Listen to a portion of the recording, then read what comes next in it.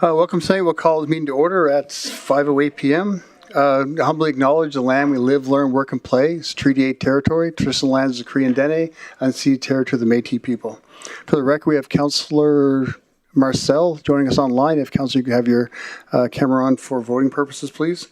And if anyone in attendance wishes to address any of the items on the agenda, please see Legislative Services desk to my right before the start of that agenda item.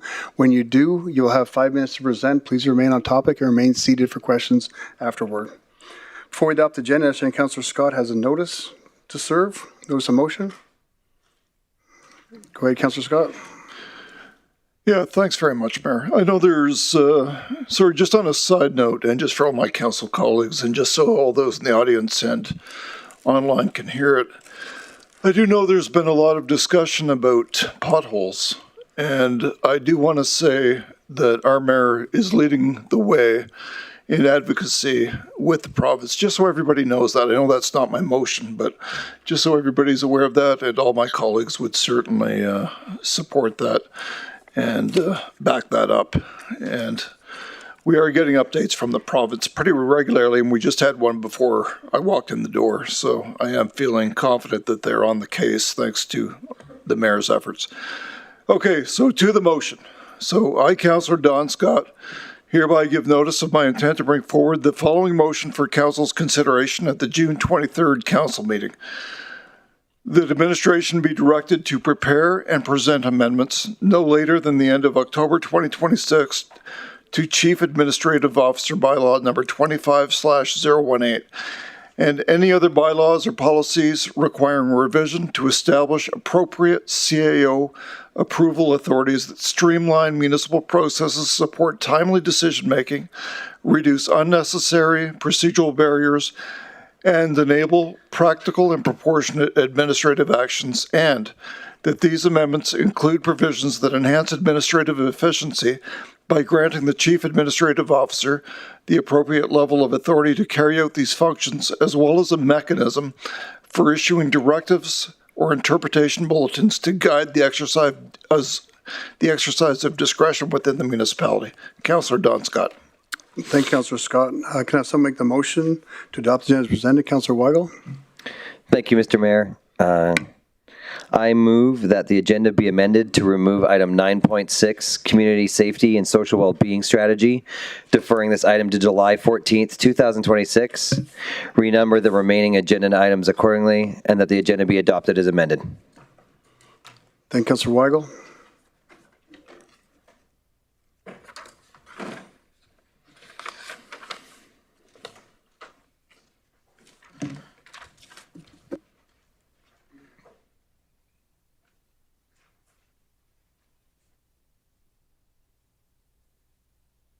And thanks for a second, Councillor Van de Castian. Councillor Allen, did you have something to? Go ahead, Councillor Allen. Thank you, Worship. Just a quick question. Was there anybody here in the gallery that has come to speak to this report at all, besides our administration? Councillor Weigel. Thank you, Councillor Allen. There was two speakers within the gallery, and they've been advised that it was being taken off. Okay, I understand there's some more discussion to have. Yeah. Okay. Yeah. Thank you, Councillor Weigel. Thanks, Councillor Allen. We'll call for a vote. In favor online. Thank you, Councillor Marcel. In favor.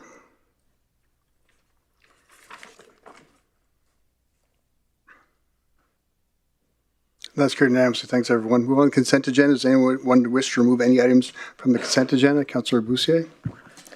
Thank you, Mayor Bowman. I wish to remove item 7.3 from the consent agenda, please. Thank you. Do you want to make the motion, Councillor Bussier? So moved. Removing 7.3.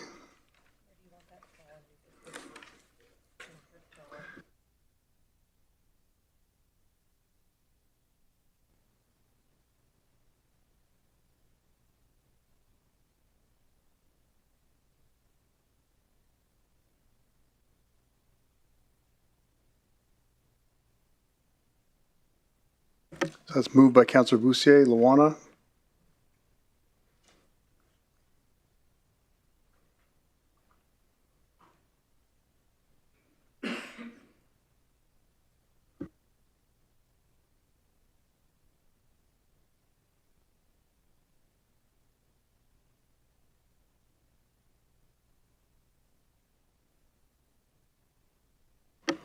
Thanks for the second, Councillor Weigel. I'll call for a vote. Councillor Marcel in line. In favor, thank you.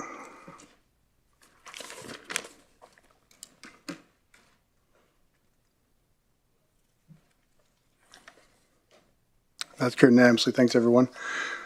This evening, first item we have is like to address the proclamation for World Elder Abuse Awareness Day. The proclamation reads as follows. Whereas older adults are valued community members and it is our collective responsibility to ensure they live safely and with dignity. And whereas abuse of older adults is often hidden and is an ever-increasing issue that crosses all cultures and social economic boundaries. Whereas older adults deserve to be treated with respect and dignity, enabling them to serve as leaders, mentors, volunteers, and important and active community members. Whereas preventing abuse of older adults helps to improve their quality of life and allows older adults to live as independently as possible while making positive contributions to the region. Whereas we are all responsible for building safer communities for older adults in this region and everywhere. And we are all encouraged to empower older adults as an effective way of preventing abuse. I now, Sandy Bowman, Mayor of the Regional Municipality of Buffalo, do hereby proclaim June 15, 2026 as World Elder Abuse Awareness Day. Next up, we have the report on Council's Strategic Governance Plan. I'd like to invite Chief of Staff up, Matthew Harrison, to introduce the report.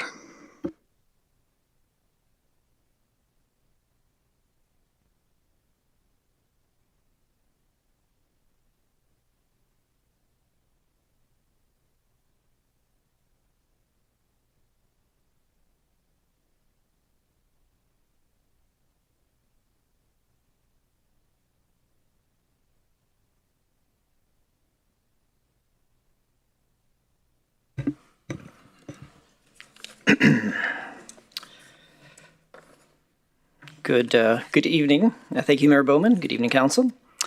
For the record, my name is Matthew Harrison, Chief of Staff, and I'm joined by Alberta Council's Darcy Vane, who supported the development of Council's Strategic Governance Plan for the 2025-2029 term, which we are here to discuss.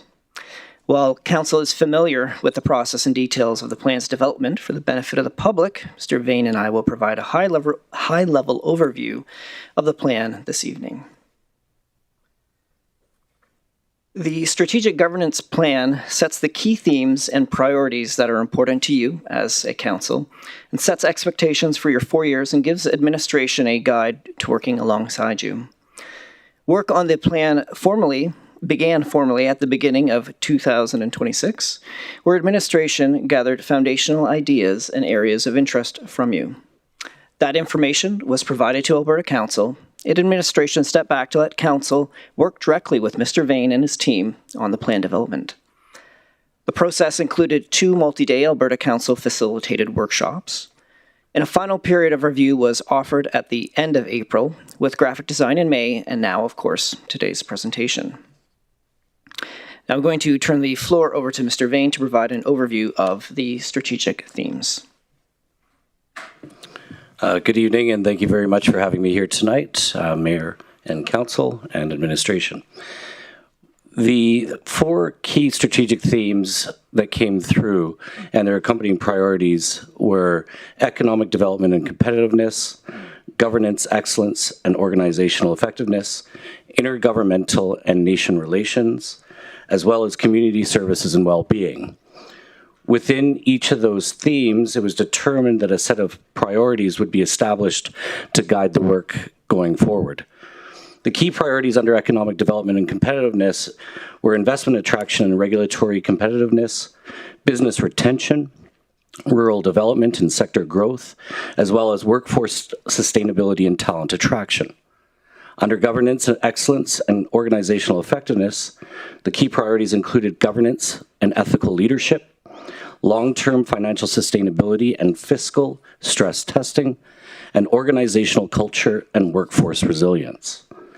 Under intergovernmental and nation relations, the key priorities included intergovernmental advocacy and funding alignment, nation-to-nation and regional partnership development, as well as reconciliation-informed governance. Within community services and well-being, the key priorities include community safety and emergency preparedness, recreation, culture, and community identity, as well as reliable core municipal services and service level governance. Thank you, Darcy. So with those priorities established and outlined in the plan, we look at the next steps. And for our next steps, administration will work with council to refine key performance indicators for tracking progress on the plan. And the tracking of progress will be provided through a supplementary reporting document.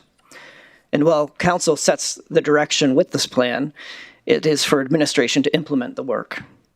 So to implement the plan, administration will integrate its strategic themes and priorities into departmental business plans, an advocacy plan, organizational goals, budget cycles, and of course, day-to-day operations and services. As is also noted, we will undertake a communications campaign to support the plan internally and externally.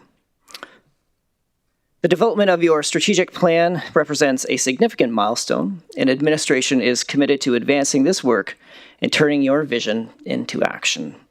And that concludes our presentation, and we're available to take any of your questions. Thank you. Thank you, Matthew, and thank you, Darcy. Does council have any questions? I'm not seeing any, so thank you both very much. Do we have any delegates in this? Can I someone make the motion? Councillor Van de Castian. Thank you, Mayor. I move that Council Strategic Governance Plan 2025 to 2029 be approved. Thank you. And thanks for the second, Councillor Weigel. Has council have any debate, discussion, or questions? Not seeing any, or call for a vote. In favor online? Thank you, Councillor Marcel.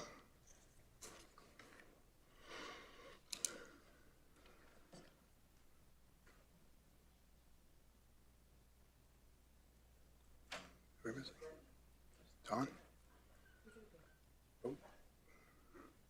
And that's carried unanimously. Thank you, everyone. Thanks, Matthew. Thanks, Darcy. And Darcy, it was great working with you. Thank you. It's still great work with you, Matthew. We'll now move on to public hearing bylaw number 26/016, land use bylaw text amendment, IM Medium Industrial District. Before declaring the public hearing open, there's an overview of the hearing process. Public hearing will be open, followed by introduction of the item by administration and questions from council. We'll then move into written submissions and hear from verbal submissions from any speakers present, followed by questions of council. To finish, we'll hear closing statements, then the hearing will be declared closed.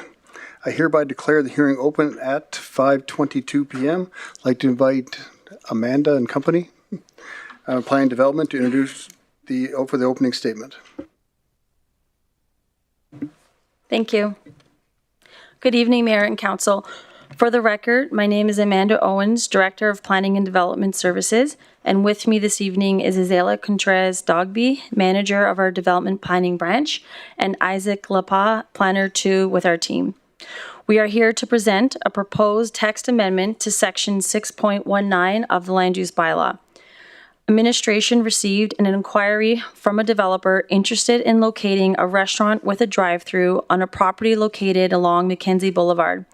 The property is currently zoned Medium Industrial District, which allows for a range of industrial and commercial uses.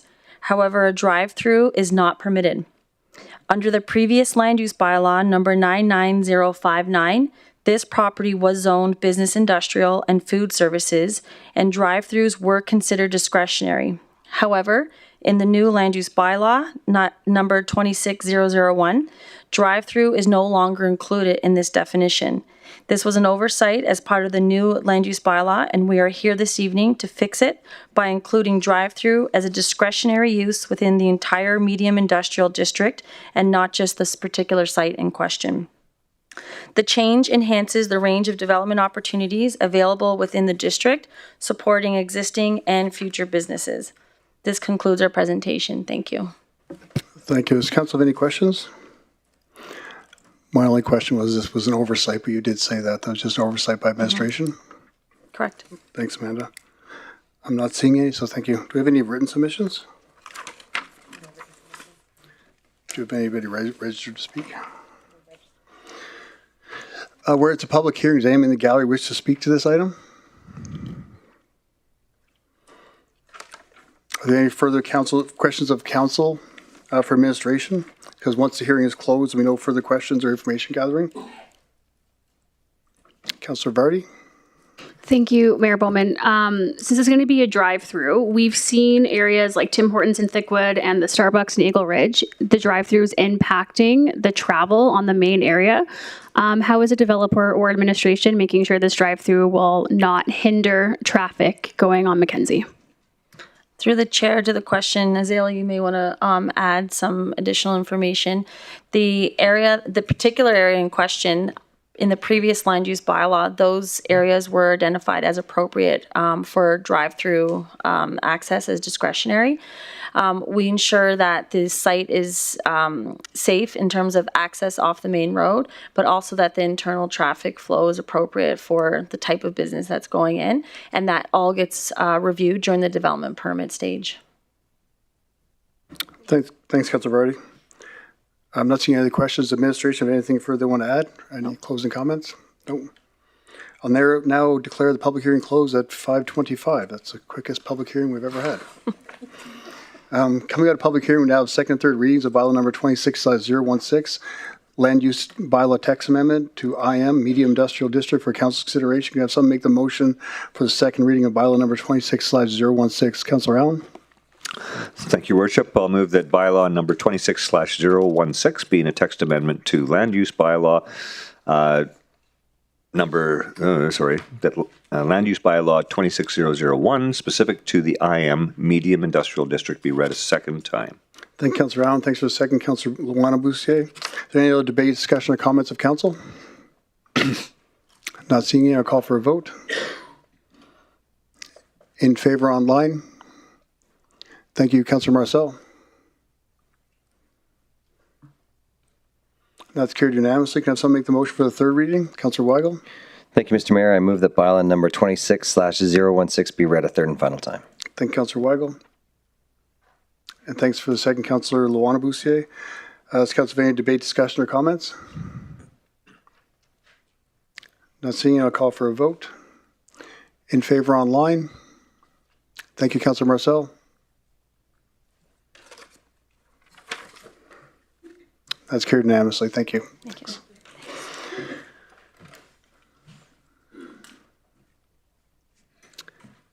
Next up, we have the report on the joint use planning agreement, RMW and school divisions. I'd like to invite legal services to introduce the report, please.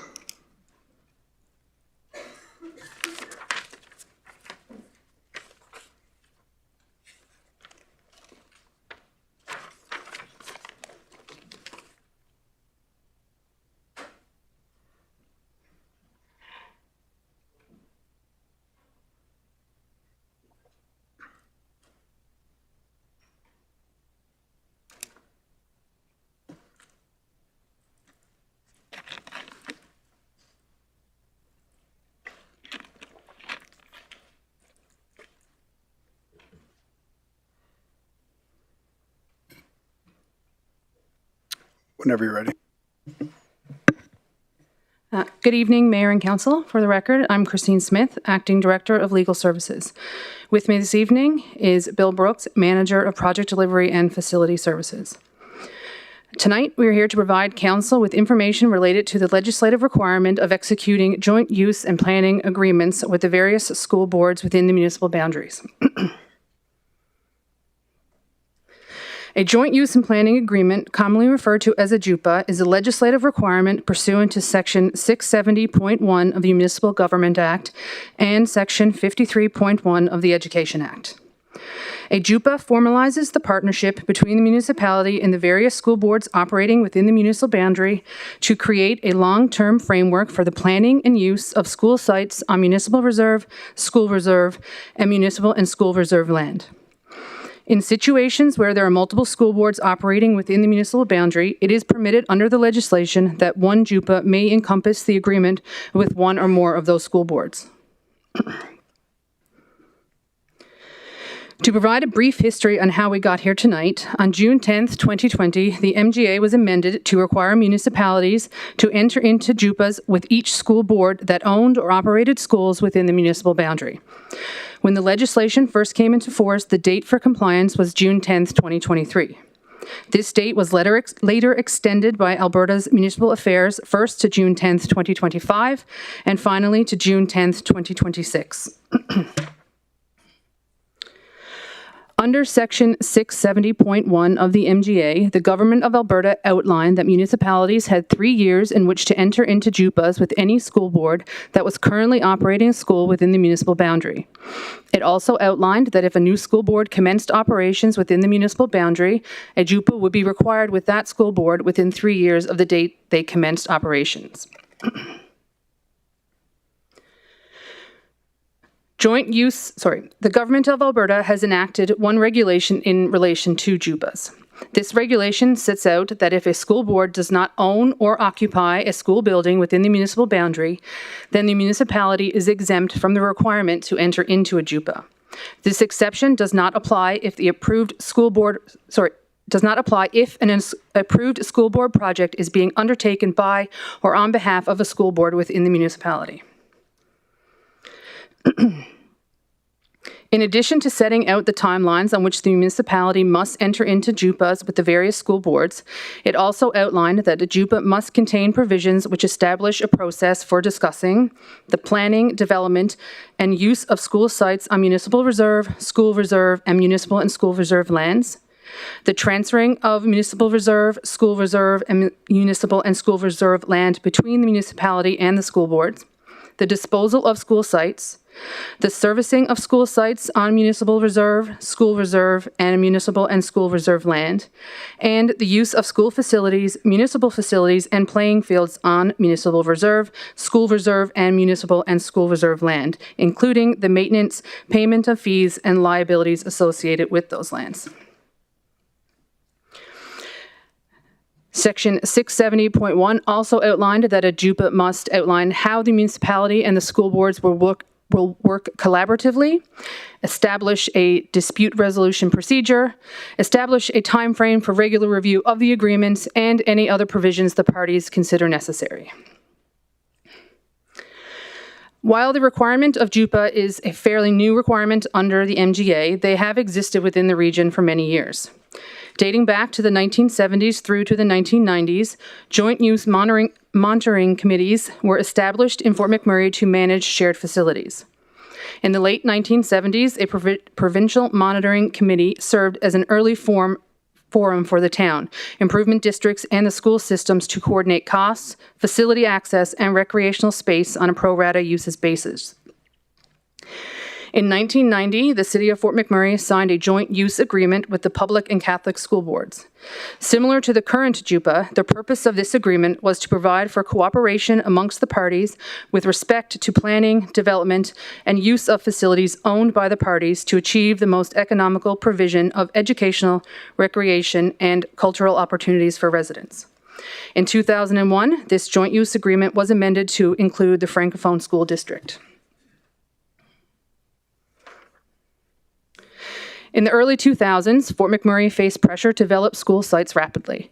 However, operational agreements, such as leases or licenses governing how the school fields were to be maintained, lagged behind.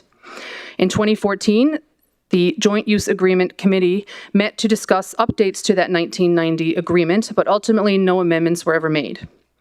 In 2017, Bill 8, an act to strengthen municipal government, was passed by the Alberta government. It introduced amendments to the MGA that came into force in 2018, making joint use planning agreements mandatory and set the stage for the current JUPA under consideration tonight. The RMWB has negotiated 2 JUPA agreements pursuant to Section 670.1 of the MGA. The first JUPA is with the Parkland School Division, who operate the Athabasca Delta Community School in Fort Chipewyan.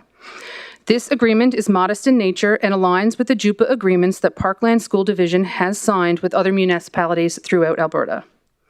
The second JUPA was negotiated with the Public, Catholic, Francophone, and Northland school boards and is more detailed in nature. Despite the different level of detail contained within these 2 agreements, both meet the statutory requirements set out in Section 670.1 of the MGA. Overall, both JUPA agreements that were negotiated by the RMWB with the respective school boards are intended to be a high-level operational agreement which meets those statutory requirements under Section 670.1 of the MGA and Section 53.1 of the Education Act. Under the JUPA agreements, there are 3 levels of governance. The highest level is that of municipal council and the elected school boards of the various school divisions who will meet a minimum of once per election cycle to discuss issues of mutual interest. Next is the Joint Use Coordinating Committee, which consists of the CAO or his designate and the school superintendents or their designate. Last is the Operating Committee, which is comprised of staff delegates who will meet a minimum of 3 times annually to discuss the day-to-day management and coordination of the joint use of facilities.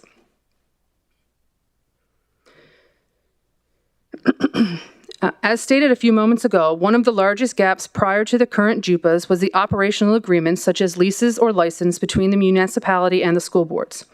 Under the current JUPA framework with the public, Catholic, Francophone, and Northland school boards, there is an agreement to review all current school site lease agreements where they exist and negotiate new site leases agreements where such agreements currently do not exist. The parties have agreed to complete this work within 3 years of signing the JUPA. Overall, the updated JUPA contemplates a more regular engagement between the RMWB and the school divisions to the benefit of not only the signatories, but to the community at large. As such, it is the recommendation of administration that Council delegate their authority to the CAO to execute the 2 joint use and planning agreements on behalf of the regional municipality of Wood Buffalo, and that the information provided in this presentation and corresponding report be accepted as information. Subject to any questions from Mayor and Council, that concludes my presentation. Thank you. Does Council have any questions?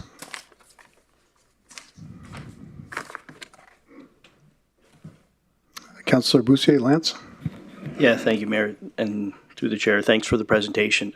My question is, are there any parameters around the CAO's negotiating? What is he or she allowed to negotiate? Chris Davis to Councillor Bussier through the chair. The parameters are that which are defined under Section 670.1 of the MGA, which essentially lays out the framework for what the JUPA has to incorporate. In terms of negotiating, it's contemplated in the JUPA as prepared for signature that through the high-level meeting, once per elected 4-year term, between the council and the board, and then at the then senior administrative level, CAO superintendent level, there would be an opportunity to bring forward any changes or amendments to the JUPA. The JUPA has been set up as a operational agreement for signature by the CAO and Chief Financial Officer for the municipality and by the superintendents and financial officers for the school divisions. We came to the conclusion that that would be a lawful execution and completion of the document, and that was frankly early on at the request of the school divisions. Now I understand some of the boards will be signing, the board chair, so we may want to have the CAO sign, but that's really a decision, or I'm sorry, it could be the mayor. We're trying to find an execution that is like to like. So if the school divisions are all now moving to a board chair signature, it may be appropriate that the mayor sign. I don't think it's going to make it legally any different. One is just one form of signing versus the other. Okay, thank you, Chris. The other question just regarding this is, this is my 3rd term serving. I don't remember having a meeting as council with the school. Like, I could have missed them. Do we have records of council meeting with the board? Through the chair to the question, I don't believe there was any requirement to have those meetings in the past. That's a new requirement under this current JUPA. So I'm not aware of any prior meetings between council and the school boards that did exist in years past. Okay. I think that's it for now then. Thanks. Thanks, Councillor Roussier. Councillor Roussier? Thank you, Mayor Bowman. Thank you for the presentation. Can you just explain to me, so this agreement, it's being signed, it's due tomorrow, but you talk about another agreement, or it's extending or adding to this agreement in the next 3 years? Through the chair to the question. The next 3 years, it's the negotiation of the lease agreements with the various school boards. Some of them are, they exist, but they are many, many years old, so very dated. There are others that just do not exist, so it's the negotiation of those lease agreements with the various school boards that would happen in the next 3 years. And This agreement is in place. There are two separate agreements, one with Parkland School Division and one with the other 4 school divisions. So when you say lease agreements, is that where we would get into, or you would get into, like who's paying for a playground, who's paying for a soccer pitch on school property? Where does that fit in the agreement? Through the chair to Councillor Bussier, the JUPA at a high level contemplates that school divisions will be responsible for buildings, the area immediately surrounding the building, the parking areas, the drive aisles, sidewalks, and presumably the grassed area in front of the building.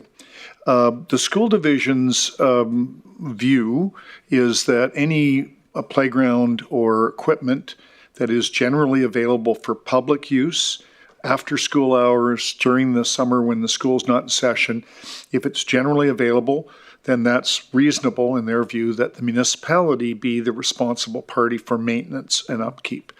The specifics of the individual lease agreements are an opportunity to refine the boundaries, for example, of where those school areas start and stop. And that will help to define the responsibility. Okay, thank you. Thank you, Councillor Long. Does Council have any other questions? I'm not seeing any. Thank you. Do we have any delegates to this item? Can I have someone make the motion? Councillor Allen? Thank you, Worship. I'll move that Council delegate authority to the Chief Administrative Officer to execute the joint use and planning agreements on behalf of the Regional Municipality of Wood Buffalo, and that the information provided in this report be accepted as information. Thank you, Councillor Allen. Thanks for the second, Councillor Van de Castians. Councillor, any other debate, discussion, or comments? I think my only comment, I think it's a long time coming that this has been done. I think, as you said, 1970 was possibly the last time some of the schools actually signed this. So having a document together that we can, I guess, something that we can work together, I think is a great thing. And as Councillor Bussier mentioned, we hadn't met with the school boards in the last 4 years. So hopefully this does trigger some meetings we can work together. Seeing none from council, I'll call for a vote. Councillor Marcel online. Thank you. In favor? That's carried unanimously. Thanks, everyone. Thanks. Thank you.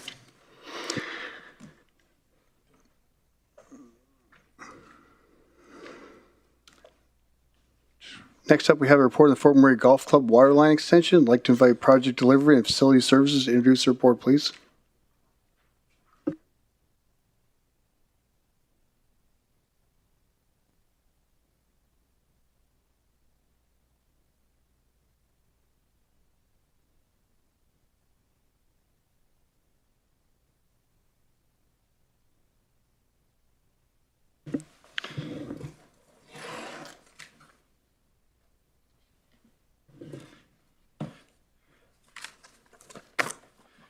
Good evening, Mayor and Council.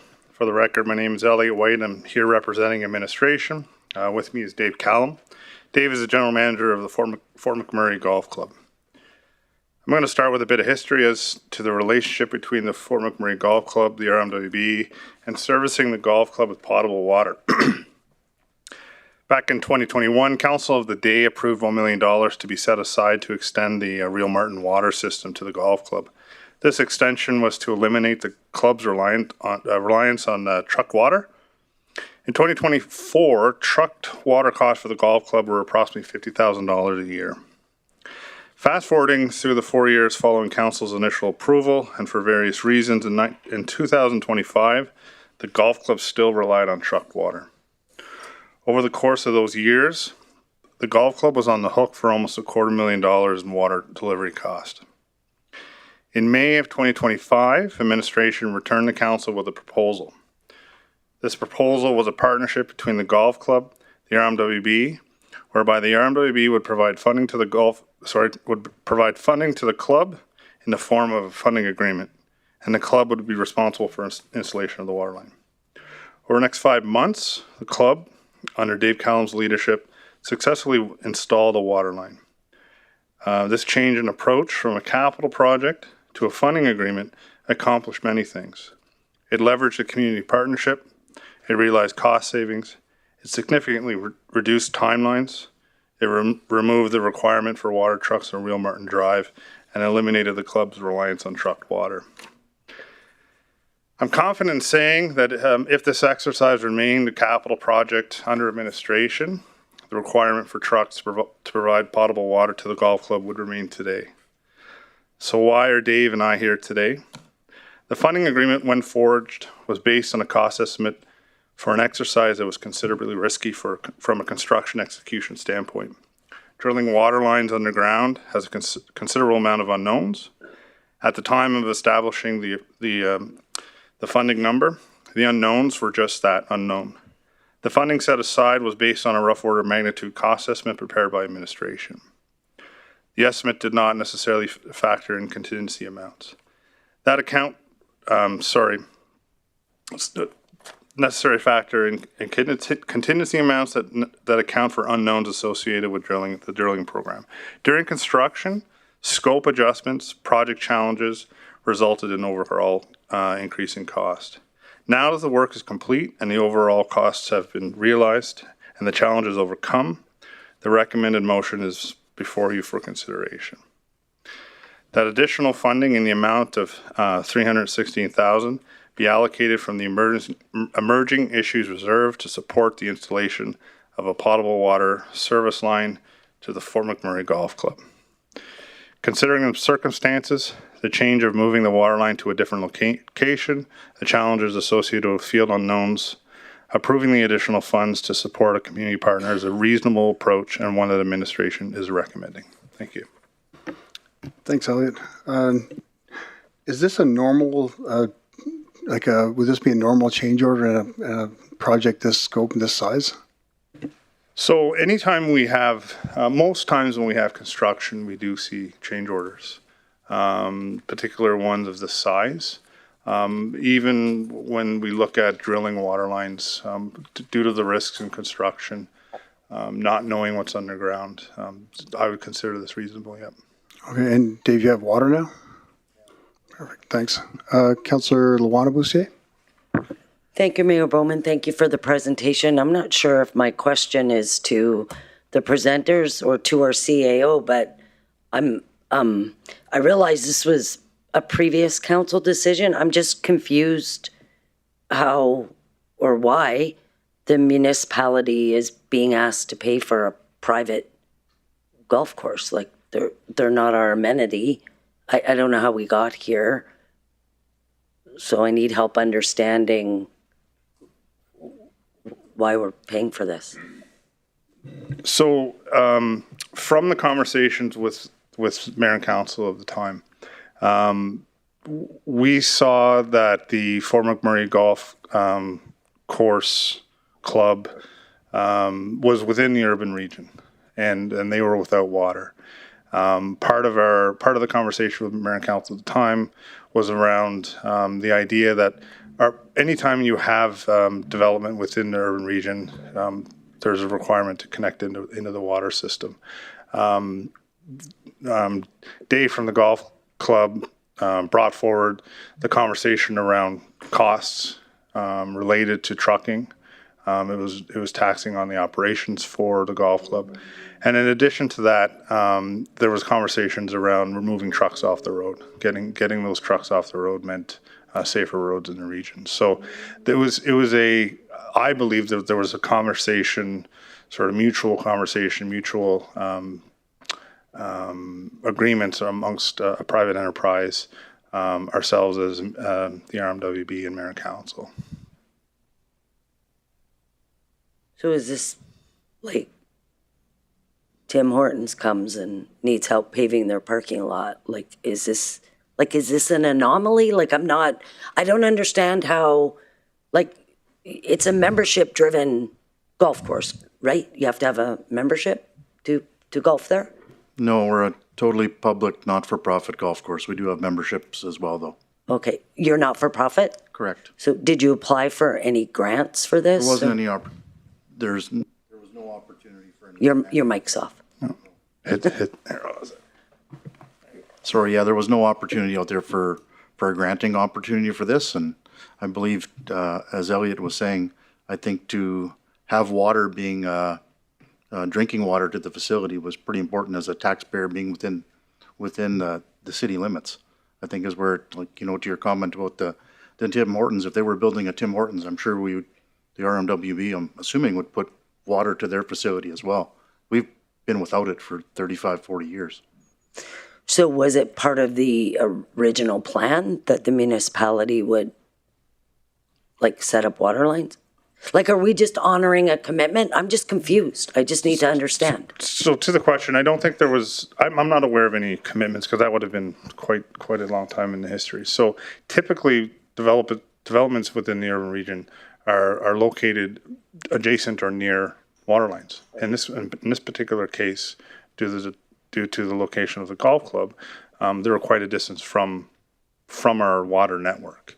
So the original conversation was around a capital project to extend our water network to allow the golf club to connect. So in an effort to find faster, quicker ways to get things done, we looked at a funding agreement so that the golf club will put it in themselves. Just because they could do it faster than we. That's correct. 100%. We do projects. We do. Yes, that's right. Okay. Yeah. Do you know of any grants available? So we just want to make sure this is not a grant. This is a funding agreement. No. Yeah. That would be they're nonprofit, Yeah. so that opens up other things. Yeah. And there's often infrastructure grants Yeah. that are available. So has that been looked at? That's all I'm saying. We from our perspective of administration, we've exhausted every angle that we could look into, utilizing everything from the MGA to everything in between. One of the things that I found as someone that's involved in infrastructure is the cost of infrastructure, that one-time cost of infrastructure, and I don't mean this towards the golf club. I mean it to a lot of not-for-profits. It's finding that upfront cost to put in infrastructure, and a lot of grants require you to pay. There's some sort of percentages, 50-50 or 75-25, and so that proves difficult for a lot of our non-for-profits in general. But the municipality already plunking in $1 million, they could have easily said on a grant application, we have our 50%. So I can't speak to that. Yeah. I'm only speaking to the 316,000 that we're bringing forward. I can leave that to Dave regarding grants. No, and he says there's none, and I mean, he's running a golf course. I don't expect him to know the nonprofit world and all the grants, but I would just hope moving forward that in these situations that we're helpful to nonprofit groups, because we do have some capacity internally for grant writing. We've got a couple of grant writers that we would be helping people like Dave, so that we're helping them, and maybe there's 300,000 we could have got from the feds or the province to support this. So that's my only point, is to help these groups. So thank you. And the only other additional comment that I know of to date since my time served in my past 90 days is that there was grant funding provided to Rotary Golf Course as a not-for-profit as well, and I don't know, other than the CIP grant, that they would have received from the RMWB. Yeah. And we also gave them money. But that's the only other one related to golf, to add additional context to the conversation. Infrastructure, I can guarantee there would have been infrastructure grants available, but I wouldn't expect the man to know that, but we should internally and then offer to help them. So their ask is, he's sitting here looking at me asking questions when he could have said, hey, we got a $150,000 grant, right? So, okay, thank you very much. Thanks. Thanks, Councillor Boussier. Great points. Councillor Van de Kastian? Thank you, Mayor. So originally we had a plan, we got the $1 million. You mentioned scope changes, and I'm just looking through the correspondence letter that was attached to our information. So the original contemplated line was 760 meters, and that was changed to 1640, along with increasing from 2 tying points to 6. When those changes were contemplated, why wasn't a budget change contemplated? That's pretty. We doubled, more than doubled the line, and the connection points. Seems like we're maybe a little late in the game coming for an extra 300,000. So I'm familiar with a lot of this. I can't speak directly for the golf club, but at the time when this was happening, the contractor was mobilizing, boots on the ground, and a lot of times what happens is you need to get that work completed, because then the clock is running. You're spending money waiting for approvals. So sometimes that happens. You have to finish the project and then come back to. I guess the root of the question was when we handed it, because we obviously did your office or somebody did a order of magnitude that said round about $1 million to do 760 meters, and then you handed the project to the golf club. So it wasn't us or your office that then changed the scope to 1640. That just happened during construction, and now we're realizing the cost at the end. Yeah. So the way that we manage this is that we provide the funding, and then when the golf club reaches certain milestones, I think there was 5. They provide us documentation and a status report, and then we provide those payments. During the course of execution, the golf club and their contractors, they manage the work, and so when they reached out to their own geotech firm, that's when the geotech firm brought it to their attention that this original route that was planned, much more expensive than expected. So they found a different way. They found ultimately a cheaper way than the original plan, and then there was no contemplation at that time to come to council. So. Okay, and then I don't know if this is for you, Ellie, or maybe for you, Andrew. Was it ever considered at any point to structure this similar to how we structure RWSS, where it's somewhat like a 0% loan, the municipality's the bank, and the organization pays it back over X number of years?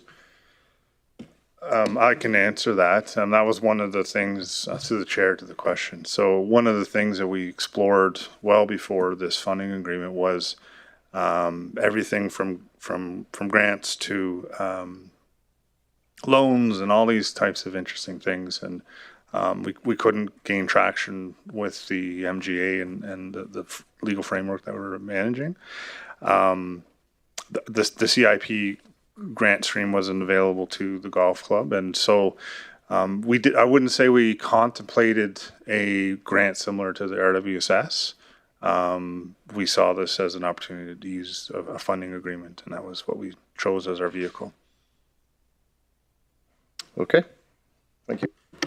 Thanks, Councillor Van de Kastian. Councillor Allen? Thank you, Your Worship. And I was, and as was Councillor Scott on the previous council that approved the first $1 million. And I don't, maybe it's because I'm getting old and my recall is not all that great anymore.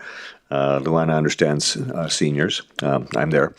But what I do recall about that discussion was that it was a no-brainer at the time. And my understanding is it was a project that was going to cost in excess of $2 million. Now I understand it's doubled in scope or doubled in costs. Is that correct, Dave?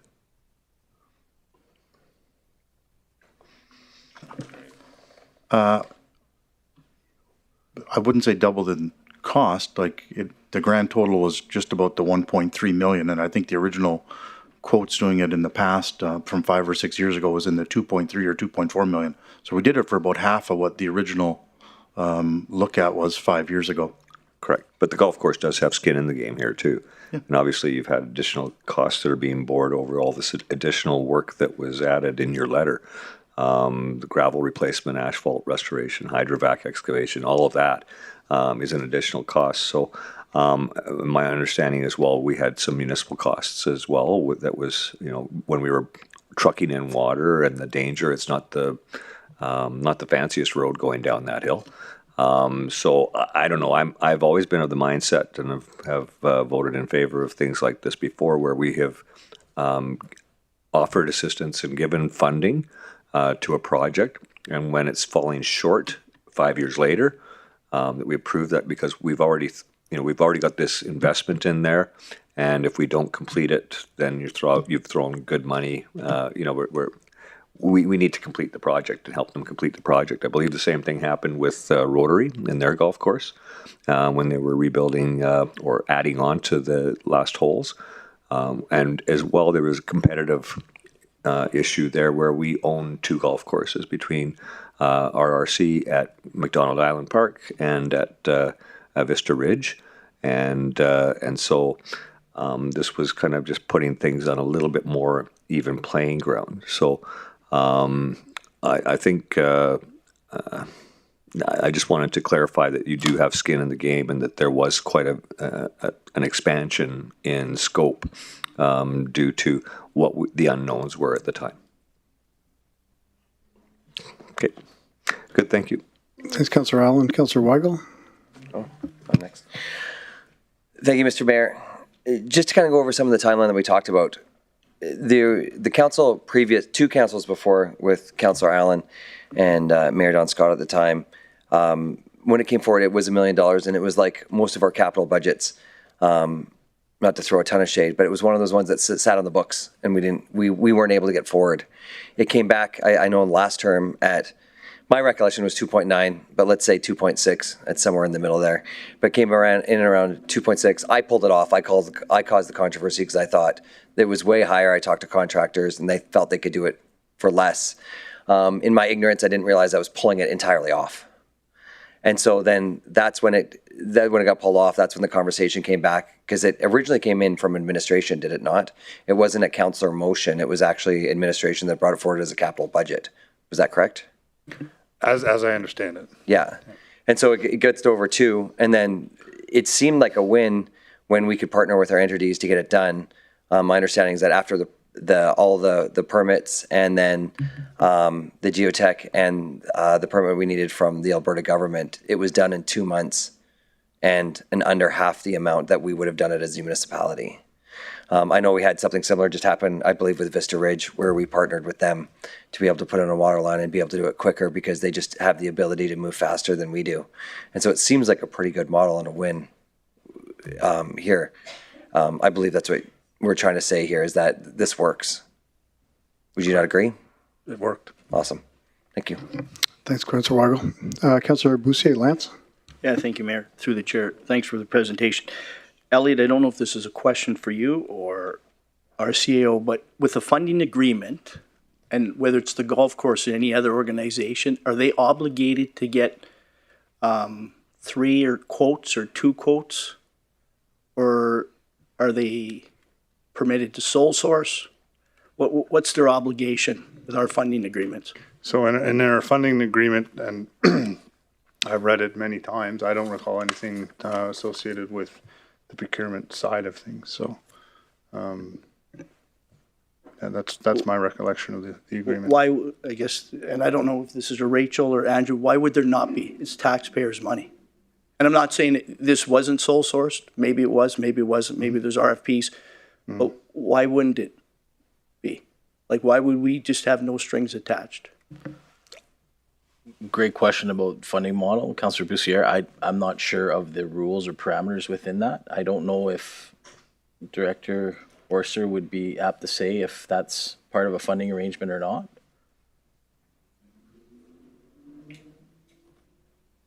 Through the chair to the question, I don't have the details on the specifics within the funding agreements. I don't know if they have the details containing what the procurement obligations should be, but I can endeavor to look that up with our community services department. Oh, Tony's late. Okay. Through the chair to the question, in a little bit of a roundabout way, generally when it's a grant through the CIP program, when it's a municipal asset, for example, our municipal facility capital grants, we do require that those assets, because they're municipal assets, be procured along the same vein as our procurement policies. But when it's a grant to a nonprofit for their own purposes, we generally don't require that they follow the same procurement rules that we do. This, as Elliot has pointed out, Director White has pointed out, this is not a CIP grant. It's a different funding arrangements with the golf course. So doesn't necessarily follow our CIP grant protocols. Okay, I guess that's something that may need to be addressed in the future, because and I'm not picking on you, Dave. You happen to be the presenter now, and it's a funding agreement. I guess where my concern is the organization not obligated to come back prior to, I'm assuming before you started the project, you would have found out your costs are 1.3 million instead of the million that was allocated or funded to you. Is that correct, Dave? With the original route we chose, yes. And then with the scope change of changing the route, then it changed. And just, I guess, one thing, we do have internal controls at the golf course that we do have to go out and get quotes. We can't just, whether that's in your guys' contract, no, we still have to do that stuff. And Myers Norris Penny will do the project audit on the whole thing for us as well as part of this funding agreement. So from us, we do that anyway. I'm not sure how agreements work with everyone else, but right. Yeah. But before the project started, the price would have came in at 1.3 million before you started digging a hole, or no? No, because we planned on originally going a different route, direct drilling from Ermine Crescent all the way down instead of up the road. Okay, but how far would you got along when you realized that was the wrong route? We'd already had contractors and dates and everything already set and boots ready to roll on the ground. Okay, I got nothing else, thanks. Thanks, Councilor Boussier. And Dave, is the project complete now? You said you had water, but it's complete now? There's a few deficiencies for asphalt and path and stuff to repair. But other than that, we've had drinking water at the golf course since the fall.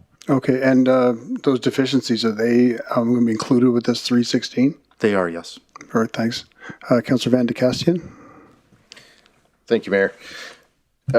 Dave, question for you. It's kind of vaguely laid out in some of this letter. Why was the route changed? Was it because he had to drill 30 meters through a shale layer? I guess between the contractor and the RMWB, I think they figured that, and maybe Elliot can allude a little bit, it wasn't the preferred route, I guess, even though it's, I guess, technically our water line, it's the RMWB's water in the pipe, maybe, if that makes any sense. And there's concern that if we went that way and there's, a potential leak or a rupture of a line or something, it's tougher to get at and access for repairs rather than going an easier route to manage, I guess, that's you can visually inspect easier, I guess. Does that make any sense? Kind of. So that change of route is what took us from 760 meters to 1640? We had to take the scenic route? That is correct. Okay. Elliot, any opinion on the route change? Is it easier for us to inspect, maintain, less likely to rupture, heave? Like, was this a sound move? Yeah, through the chair to the question, I'll answer it straight up. But yeah, it was a sound move. So going as a bird flies straight up the hill, it would be going through a quite an active slope. And so the geotechnical firm that was hired by the golf club through the contractor, et cetera, recommended that to put a water line in, a robust water line in that wouldn't give anybody any problems, it would have to go down 30 meters. So quite a massive undertaking in terms of drilling. Anytime you put a pipe 30 meters underground, you don't get a chance to fix it, right? It's you have to abandon it, put another one in if that water line ever fails or anything of that sorts. So taking the scenic route, as we talked about, Dave was able to put it in at a reasonable depth that we see here in town at 10 feet. And if there is anything that goes wrong with that pipe, our UGS team would be able to repair it quite easily. So in terms of the pivot, in terms of location at the end of the day, it was put in a location that would be easier for maintenance. Okay. Dave, one last question here for you. So route change, we got that figured out. Why did we go from 2 to 6 tie-in points? Why did that become was that just a point of convenience, and how much extra did those 4 tie-in points cost us? I'm not sure on the exact math of the numbers in there, but I think you could only directional drill pipe for so long before it's kind of got to come up out of the ground and then tie it in and do it again. So with having a longer length of pipe, they needed more tie-ins is why. So this wasn't extra service points. This was just to accommodate the actual installation? Correct. Yes. Okay. Thanks, Councillor Van de Castian. Councillor Bousset, Lance? Yeah, thank you, Mayor. To the chair, I guess, Elliot. Elliot, when was the RM notified there would be overruns of $300,000?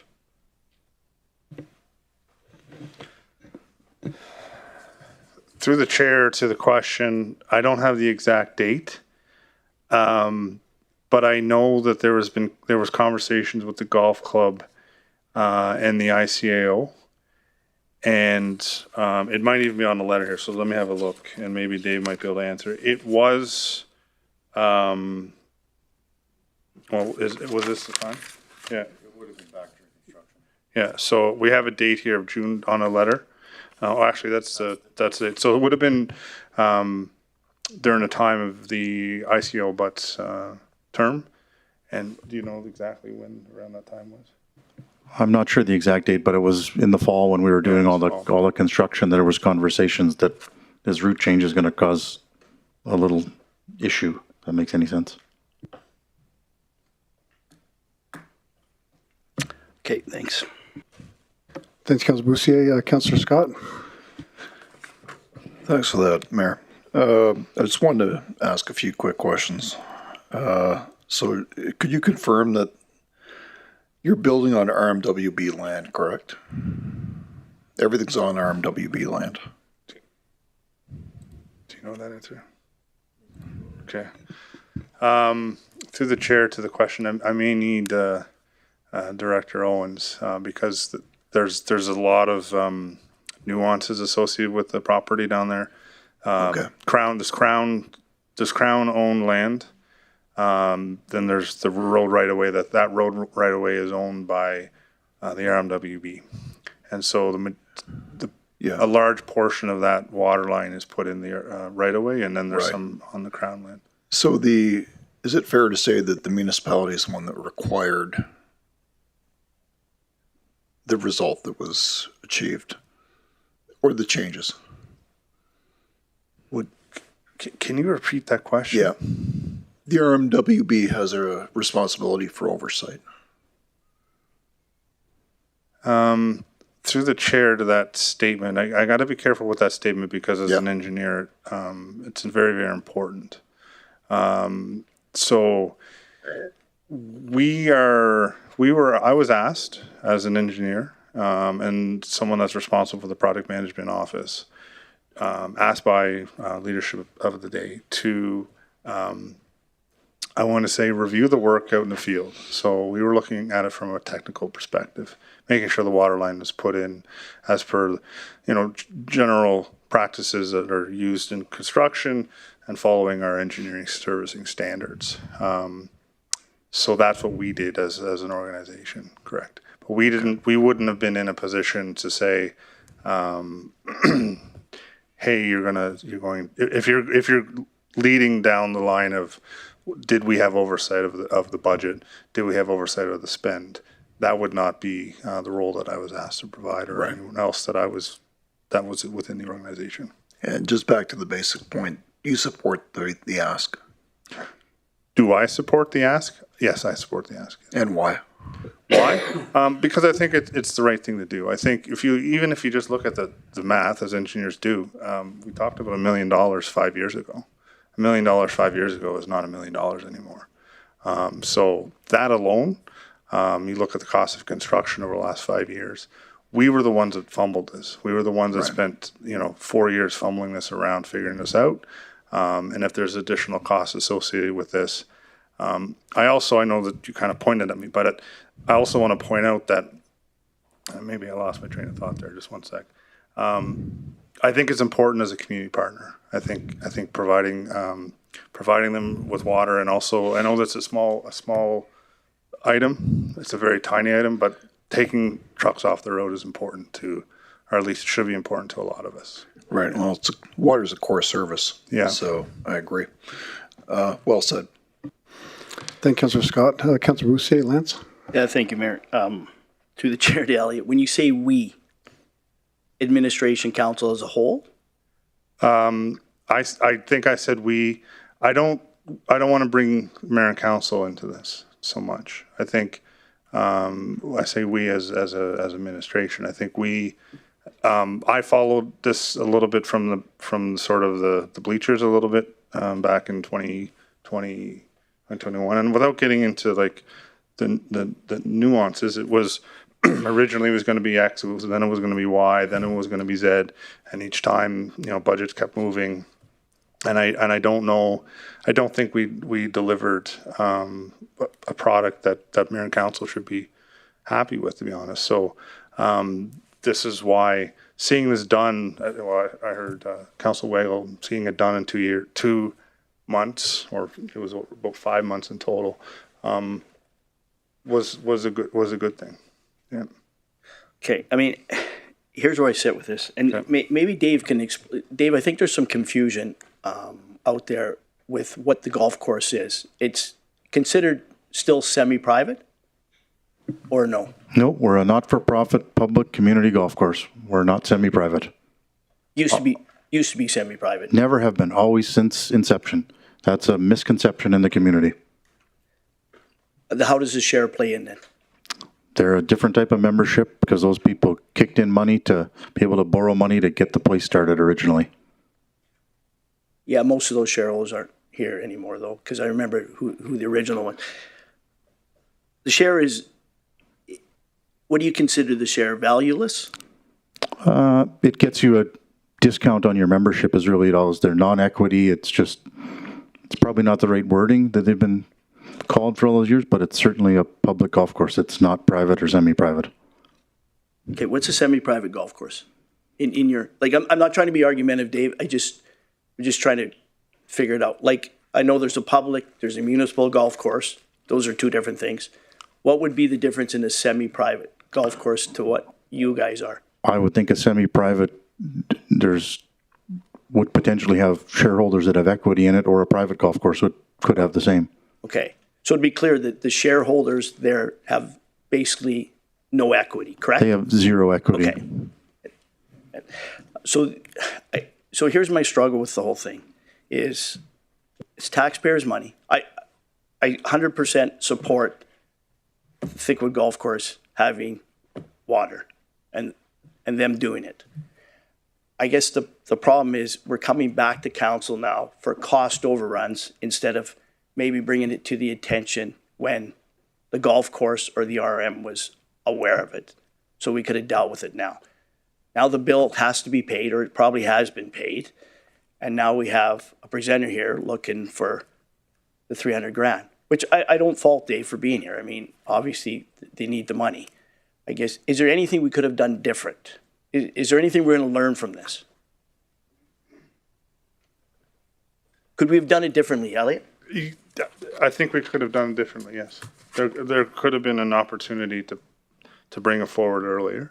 We talked about bringing it forward earlier in the year. When Andrew came on board, he saw this as something that he wanted to manage and bring it forward. So it got brought forward, and not to suggest that ICO Butts didn't want to bring it forward. It was just there happened to be a lot going on at the time. We didn't bring it forward, and it wasn't at no. I don't believe. I think Dave might have called ICO Butts a few times to kind of push it. So I think next time, I think you need to come forward a little earlier. Potentially, there's opportunities of looking at this and doing a lessons learned, so that way, if there is ever a funding agreement again, we can figure out how to manage that through the contract. So it's up, things are known up front, and yeah, for sure. Okay, thank you. Thanks, Dave. Thanks, Councillor Bussier. I'm not seeing any other questions. Does someone want to make the motion? Councillor Allen. Thank you, Worship. I'll move that the additional funding in the amount of $316,000 be allocated from the Emerging Issues Reserve to support the installation of a potable water service line to the Fort McMurray Golf Club. Thank Councillor Allen. Thanks, Councillor Weigel, for the second. Let's go to the council for debate, questions, and comments. I'm going to make the first one. I do support this. A few reasons. One, it's done. You have water. But I just want administration just to be clear that if something comes up like this, to bring it to our attention, we can call an emergency meeting.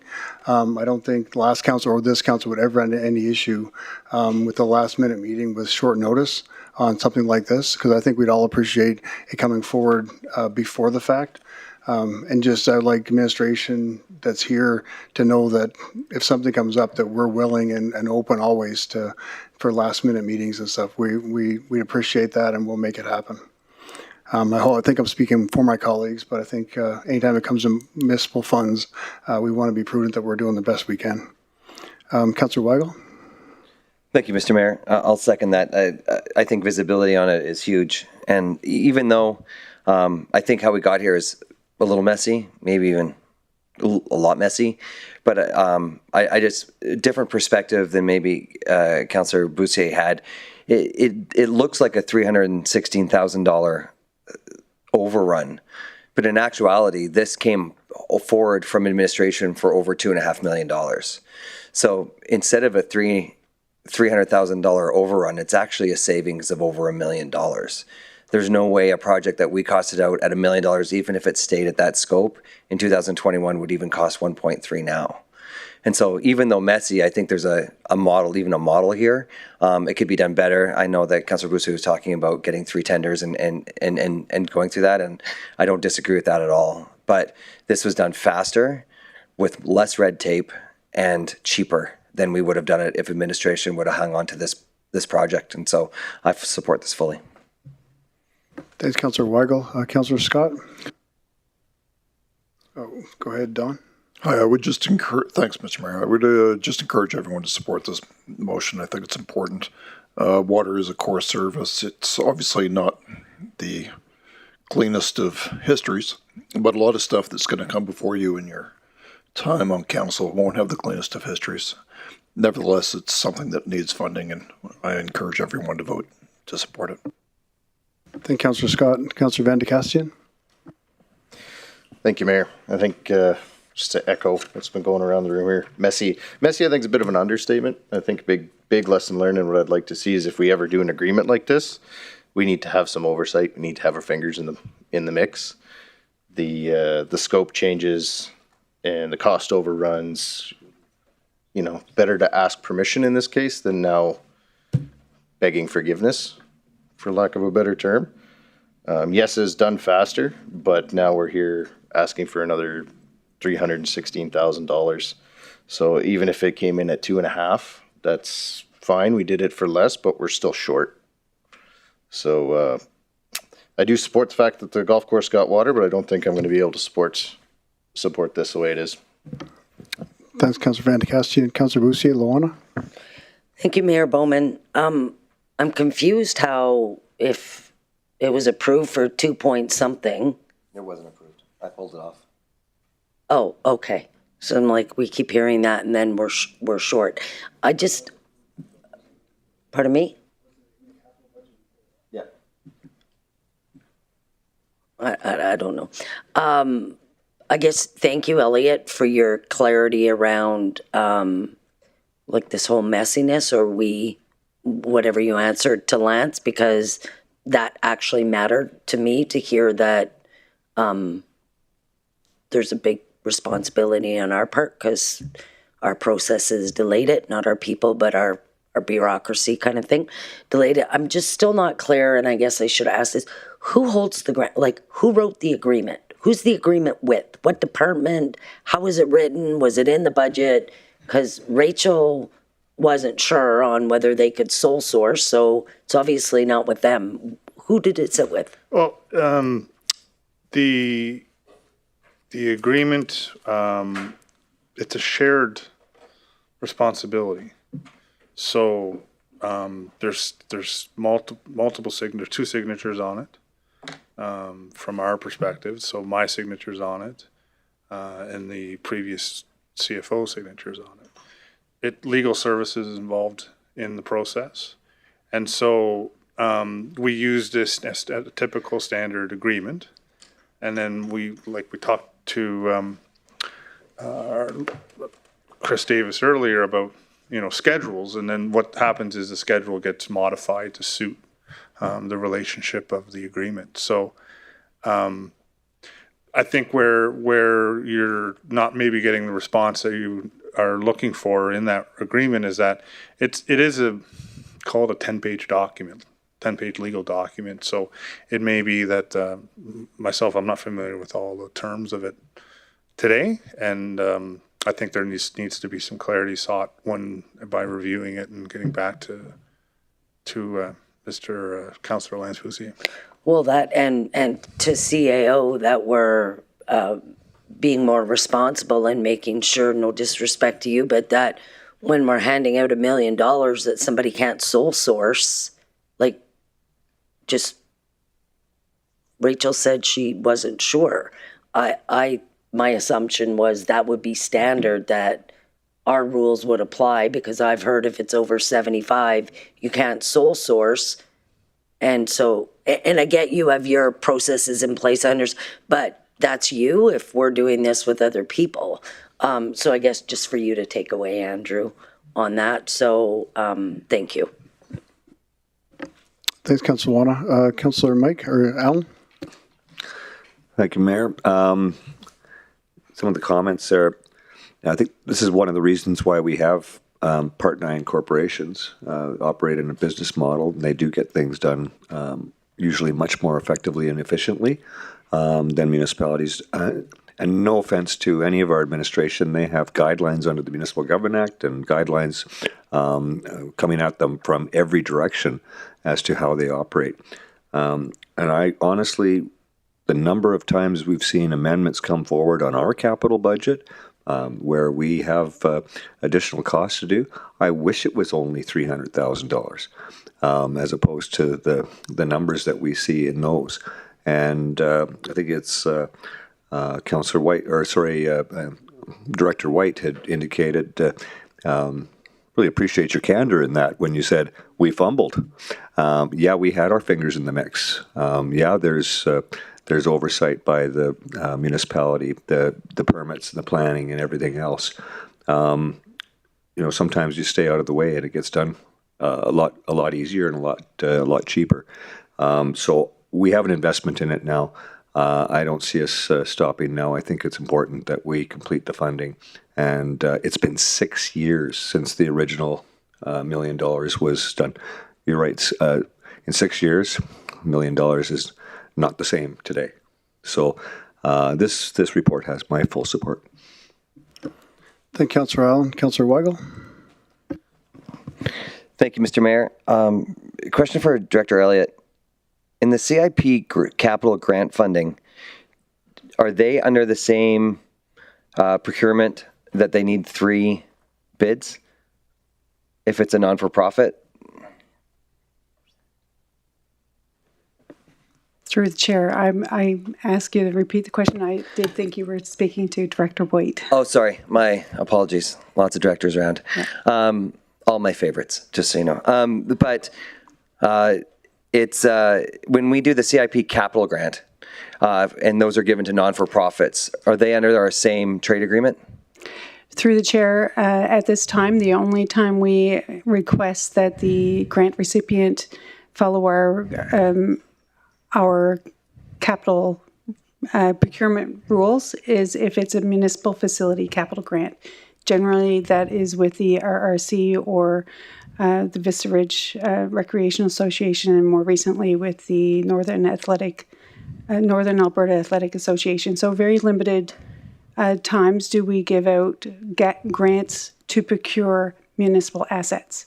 So it's only when the resulting asset is going to be owned by the municipality do we request that they follow our trade agreement. And so I know this wasn't a CIP grant, but the way this was administered without, and he might have gotten multiple as we don't know, but it would be that would be the same thing as that they would direct how to get that done.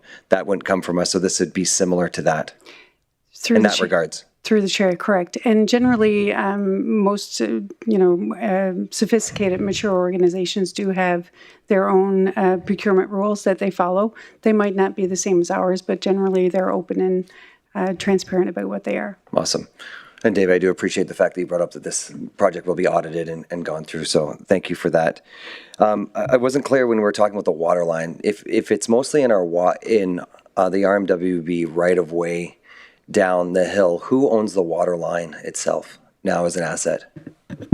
Once through the chair of the question, once the water line is in our right of way, it becomes part of our agreement with the province. So we have it's been a couple of years since I've been in UGS, but we have an agreement for operating our water system. So we extend it becomes an extension of our water network. So we now own that because we instead of going Ermine, we came down whatever the S road is or whatever we want to call it. Not the whole thing. When you get down near the bottom, it flips into Crown land. So technically, you're getting into it. It's like then it goes over to the golf club. Sure. And so once it's inside their building, it's all theirs. Would it be safe to say that if we don't own the whole water line, but if not funding this, we're now like they pay we paid, in which we put the money up front, but that it's now our asset as well. Yeah. Okay. Thank you. And so, I guess we're in debate. And so I would just think it would be unfair that they would now incur the cost for something that we now own. Okay. Thank you. Thanks, Councillor Weigel. Councillor Bousset, Luana. Thank you, Mayor Bowman, and not to be combative, but I just want to be clear. Tony, if this was any other nonprofit that came forward with a CIP request for capital, they would be expected to put up 50%. They're eligible for 50%, correct? That's how capital CIP works. You get 50%. Through the chair, that is correct. Thank you. Thanks, Councillor Bousset. Councillor Bousset, Lance. Yeah, thank you, Mayor. Through the chair to Elliot. Elliot, just want to confirm, the municipality RM never actually sought a quote to provide water. Like we threw a number out there, if it would cost us $2 million if we did it, but we never actually went to RFP, did we, as an organization?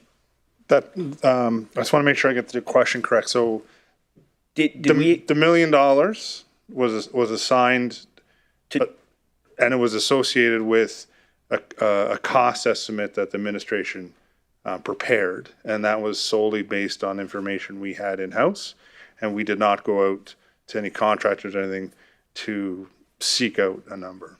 Right, so the $2 million that has been thrown up would cost us $2 million, or the project was maybe going to be $2 million, was never actually RFP'd or anything. We just threw a dart. I can't answer that question because I wasn't involved in the 2.6 as I heard over here. I don't know where that number came from. That was done during the engineering department. Is it safe to say that we actually never had quotes? It's safe to say that we never, I can say for a fact we never went to market. Okay. Yeah. Okay, thank you. Thanks, Councillor Bousset. Councillor, any other questions, comments, or debate points? I'm not seeing any. As I've said before, I'm definitely supporting this just because I think I really would love to see things like this come back to us before the money's spent, but we are where we are. I just wanted administration to know you can come back anytime and we'll call an emergency meeting if we have to. With that, I'll call for a vote. In favor online? Councillor Marcel, thank you.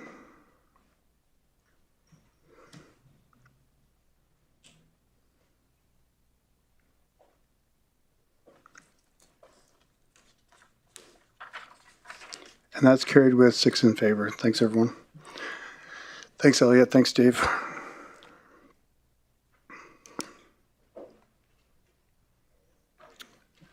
And right now, let's take a 15-minute break for council, and we're back at 6:50.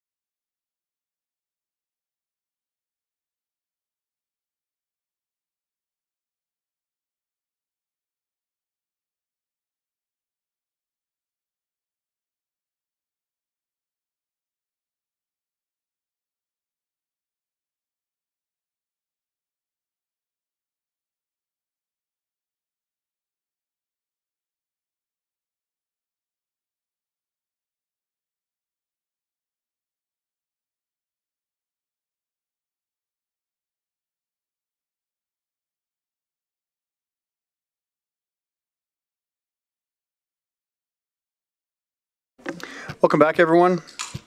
Next up, we have the report on urban snow and ice control program policy review. I'd like to invite Public Works to start. Go ahead whenever you're ready, Keith. Good evening, Mayor and Council. For the record, my name is Keith Smith, and I'm the Director of your Public Works Department. To my left is Kelly Coburn, Manager of Parks and Roads. To my right is Megan Langpap, Manager of Strategic Communications, and Aaron Anderson, Manager of Bylaw Services. Today, we are here to present administration's response to the motion brought forward by Councillor Scott on February 10th, 2026. To start, I'll walk through the purpose of today's presentation. We are seeking Council's approval to advance one of our proposed operational improvement options. We are also seeking endorsement of several foundational policy changes that are necessary to support any future program success. These include stricter enforcement, a tow around the corner approach, daily public progress maps, and the development of an extreme weather response plan. This slide provides a 3-year overview of snow volumes at our disposal sites and highlights the variability we experience from winter to winter. What this shows is that winter conditions in our region are highly unpredictable, with seasons at both ends of the spectrum. In 2024, we saw relatively low volumes with just over 62,000 cubic meters at the Tower Road site. By comparison, the 2025-2026 winter was one of the snowiest on record. In 2026, we managed a combined total of approximately 757,000 cubic meters across both the Tower Road and Dickinsville sites. This level of variability places significant pressure on our program, as we are required to scale operations quickly to respond to extreme conditions. This slide highlights the core challenges with our current program. The Winter Maintenance Zone program has expanded, but staffing and equipment levels have not kept pace, creating a more complex operating environment. This is impacting service delivery. Under typical conditions, snow removal takes about 4 weeks, but during the 2025-2026 prolonged snowfall extended that to 6 weeks. Operationally, illegally parked vehicles remain a significant barrier. They restrict access for equipment and when towing is required. The current impound process can take up to 2 hours per vehicle, delaying progress. At the same time, the current fine structure has not been an effective deterrent, and the snow being pushed from private properties into roadways continue to add to the workload. Together, these challenges limit our ability to deliver timely and efficient service, particularly during extreme conditions. This visual highlights the most significant operational challenge, that is illegally parked vehicles during active maintenance. On this day, there was 287 illegally parked vehicles within a single subzone. Each of these vehicles restrict access for crews, slows progress, and in many cases requires return visits, extending overall completion timelines. Street 14 is left wondering why, then Street 14 says, why will I move my vehicle next time? And it becomes Street 15. Street 7 was skipped due to economies of scale. Through benchmarking, we found that the RMWB's winter maintenance service level is above average compared to other Alberta municipalities. This reflects a combination of factors including our snowfall activation triggers, residential snowfall removal standards, and residential driveway windrow removal. One key example is that the RMWB provides regular residential snow removal operations. This level of service is not common practice across Alberta, as many municipalities rely primarily on plowing and allow snow to be packed on residential roads rather than removing it. Where we do see the differences is in such areas as public-facing snow tracking technologies and approaches to extreme weather response, where some municipalities have established tools and plans in place. Overall, our program aligns most closely with larger urban centers and represent a higher service level compared to the majority of our peers. An internal engagement was conducted from February 13th to March 16th with departments supporting winter maintenance, including roads, parks, bylaw, pulse, and communications. Several consistent themes emerged throughout the engagement. The top challenges highlighted were vehicles left parked on the street, limited tow truck availability, resource constraints, and a limited public understanding of how the program operates. In terms of opportunities, staff highlighted the need for clearer plan during extreme weather events, more consistent enforcement, and an increased resource to support operations. Before considering further investment into the program, we need to address this foundation. These 4 changes are required regardless of what operational option challenge or council chooses. First, stronger enforcement. This includes consistent ticketing and increased fines to change behavior and keep streets clear, particularly if we move to a tow around the corner model. Second, faster towing. The tow around the corner approach would reduce towing time from up to 2 hours to approximately 30 minutes to 60 minutes, allowing crews to continue working with less disruption. Third, public-facing maps. This would be updated multiple times per day, provide residents with clear visibility into current operations, completed work, and reasons for any delays. And finally, an extreme weather response plan. This would formalize how we adjust to operations during significant snowfall events to improve consistency and responsiveness. The first foundational change is enforcement. Clear and consistent enforcement is critical to the success of this program. Past inconsistencies in law and enforcement have led to confusion and reduced overall effectiveness. We are recommending a heavy enforcement approach to illegal on-street parking during active maintenance. This will improve compliance, support predictable service delivery, and allow crews to work more efficiently. The current fine structure is $120 or $72 if paid early. It's not acting as a deterrent. We are recommending an increase to a level that more meaningfully reflects the cost of noncompliance, including the impacts associated with towing. This approach aligns with practices used in other municipalities such as Edmonton, where zone-wide enforcement supports more efficient snow removal operations. Faster towing. Building on that, the second change is how we manage towing. Currently, vehicles are towed to an impound lot, which can take up to 2 hours per vehicle depending on the location. This creates significant delays as crews are required to wait before we can continue. We are recommending to shift to a tow around the corner approach, which would reduce that time to approximately 30 to 60 minutes. There are several important considerations with this model. It must remain cost neutral to the municipality, and past public feedback has indicated that residents do not support subsidized towing. This approach is also dependent on increased fines to ensure it remains financially viable and acts as a deterrent. We also anticipate an increase in public inquiries related to vehicle location, as well as additional administrative requirements, including documentation to address potential damages. Progress maps. The third foundational change focuses on improving transparency through public-facing maps. This slide compares what other municipalities are doing and how our proposed approach differs. Many municipalities such as Edmonton and Toronto provide maps that show plowing progress on GPS tracking or priority routes. However, their operations are primarily plow-based, which is more continuous and easy to track in real time. Our program relies heavily on snow removal, which is more complex than stage. Because of that, real-time GPS tracking is not practical and could create operational and safety challenges.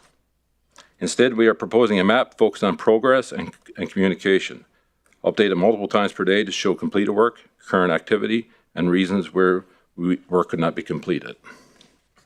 Extreme weather response plan. The fourth foundational change is the introduction of a formal extreme weather response plan. This framework establishes 3 escalating response levels for residential roadways based on snowfall and roadway conditions. Each level includes defined triggers and corresponding operational actions such as parking restrictions and resource deployment. The intent is to formalize how we can scale operations during significant or rapidly changing weather conditions. This plan is focused on plowing only and can be delivered using existing resources.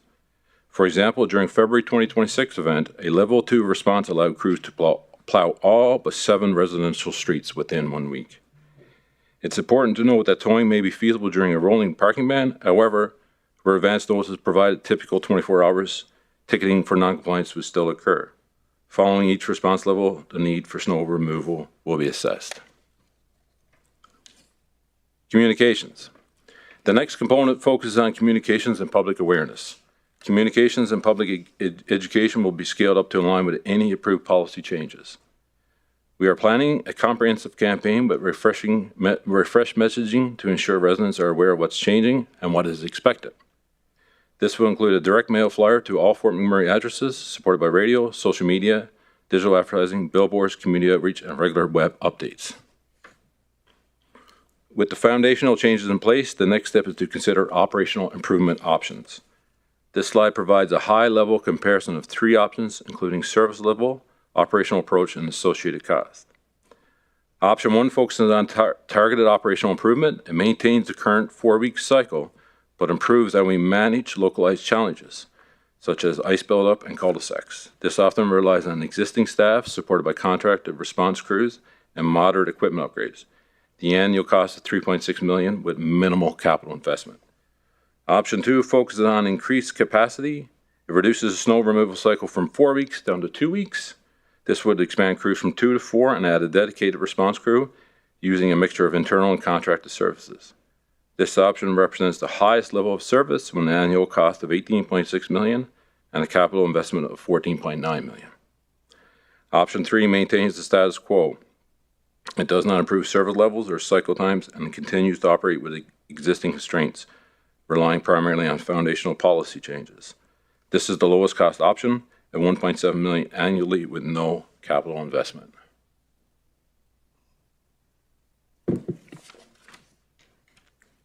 And I think what I want to point out at this point, the options that's put forward, that's just for the winter maintenance zones only. So in our winter maintenance program, you really have 2 programs in one. You have the primary, secondaries, and tertiaries, which is plowed continuously, and then you have the residential winter maintenance zones. And these options that we're presenting with the dollar values, that's for winter maintenance zones only. Okay? Option 1. This slide outlines the resources and costs associated with option 1. From a staffing perspective, this option can be achieved using existing staff with a moderate increase in contracted services to support a dedicated response crew. Equipment requirements are more limited, but due to included targeted additions such as an icebreaker attachment as well as a loader and a grader rental to address specific operational needs.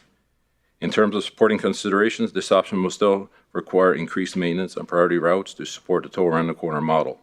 The detailed annual and capital costs are provided in the table on this slide. And when I did say no additional FTEs, that would be for public works. What we're requesting here is 2 additional FTEs for bylaw. Option 2. This slide provides a breakdown of the resources and costs required to implement option 2. From a staffing perspective, this option requires 20 additional full-time positions and 10 temporary roles across roads, parks, fleet, and bylaw, along with an increase in contracted services. There are also significant equipment and fleet requirements, including the need for additional equipment and storage capacity. In terms of supporting considerations, this option would require expansion of the snow disposal site, as well as time for recruitment and training. There are also lead times associated with procuring equipment and systems. Additionally, increased service levels would require more frequent maintenance on priority routes. The detailed annual capital and annual costs are outlined in the table on this slide. Option 3. This slide outlines the resources and costs associated with option 3. From a staffing perspective, this option maintains existing staff and contracted service levels with no additional capacity introduced.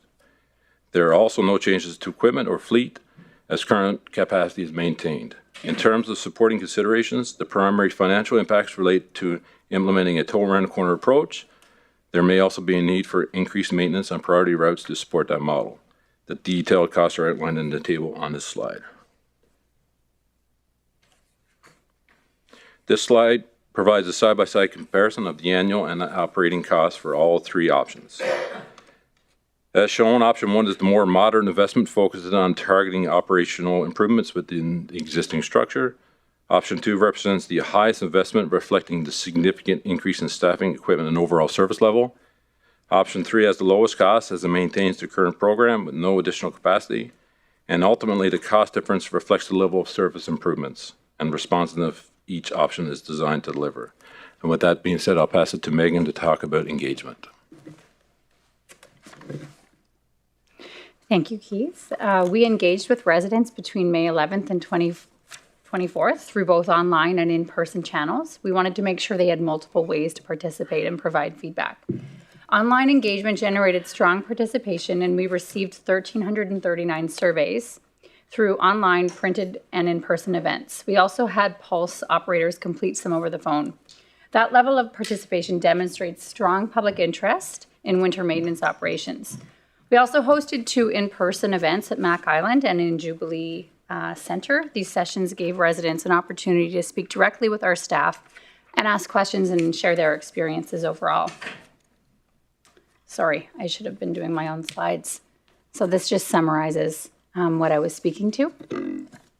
And here's some numbers just to share. So the 1,339 surveys, different ways of engaging through the in-person events.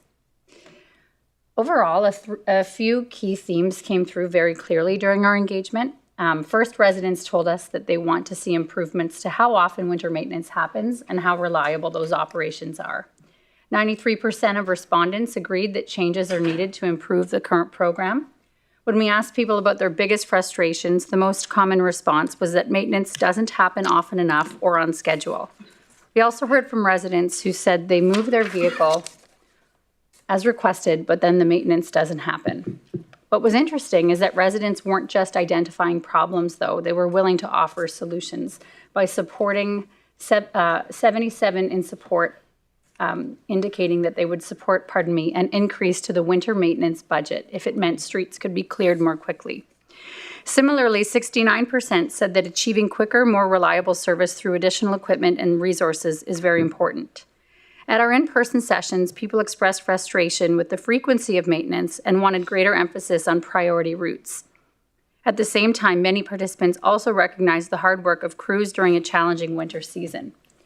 We also received some practical suggestions, such as clearly identifying the winter maintenance streets and priority routes in the policy and considering how school zones are managed on No School Fridays. We also heard that people want maintenance in winter maintenance zones to continue during holidays. Overall, residents are looking for a winter maintenance program that is more predictable, more responsive, and easier to understand. They want to know that if they're being asked to do their part, the system is working effectively in return. What we heard very clearly was that residents are prepared to support stronger enforcement if it means that winter maintenance can happen more effectively. 86% of respondents agreed with increasing parking enforcement if it leads to more frequent maintenance and better clearing of their streets. Nearly half of respondents said that enforcement is very important to ensure plows aren't blocked by illegally parked vehicles, and 72% supported towing vehicles to nearby streets or municipal lots, along with increased fines. Overall, it was clear that if we're asking residents to move their vehicles, they expect the system to work, enforcement to be applied consistently, and maintenance to follow through. The final theme focused on our ability to respond during major weather events. 78% of respondents identified improved response and adaptability during significant snowfall as being the most important improvement. At the same time, they told us that delays on main roads remain a significant concern. Not clearing major routes in a timely manner following a snowfall was identified as one of the biggest challenges with the current program. The final theme we heard was around communication and transparency. People want to know what is happening and when it's happening.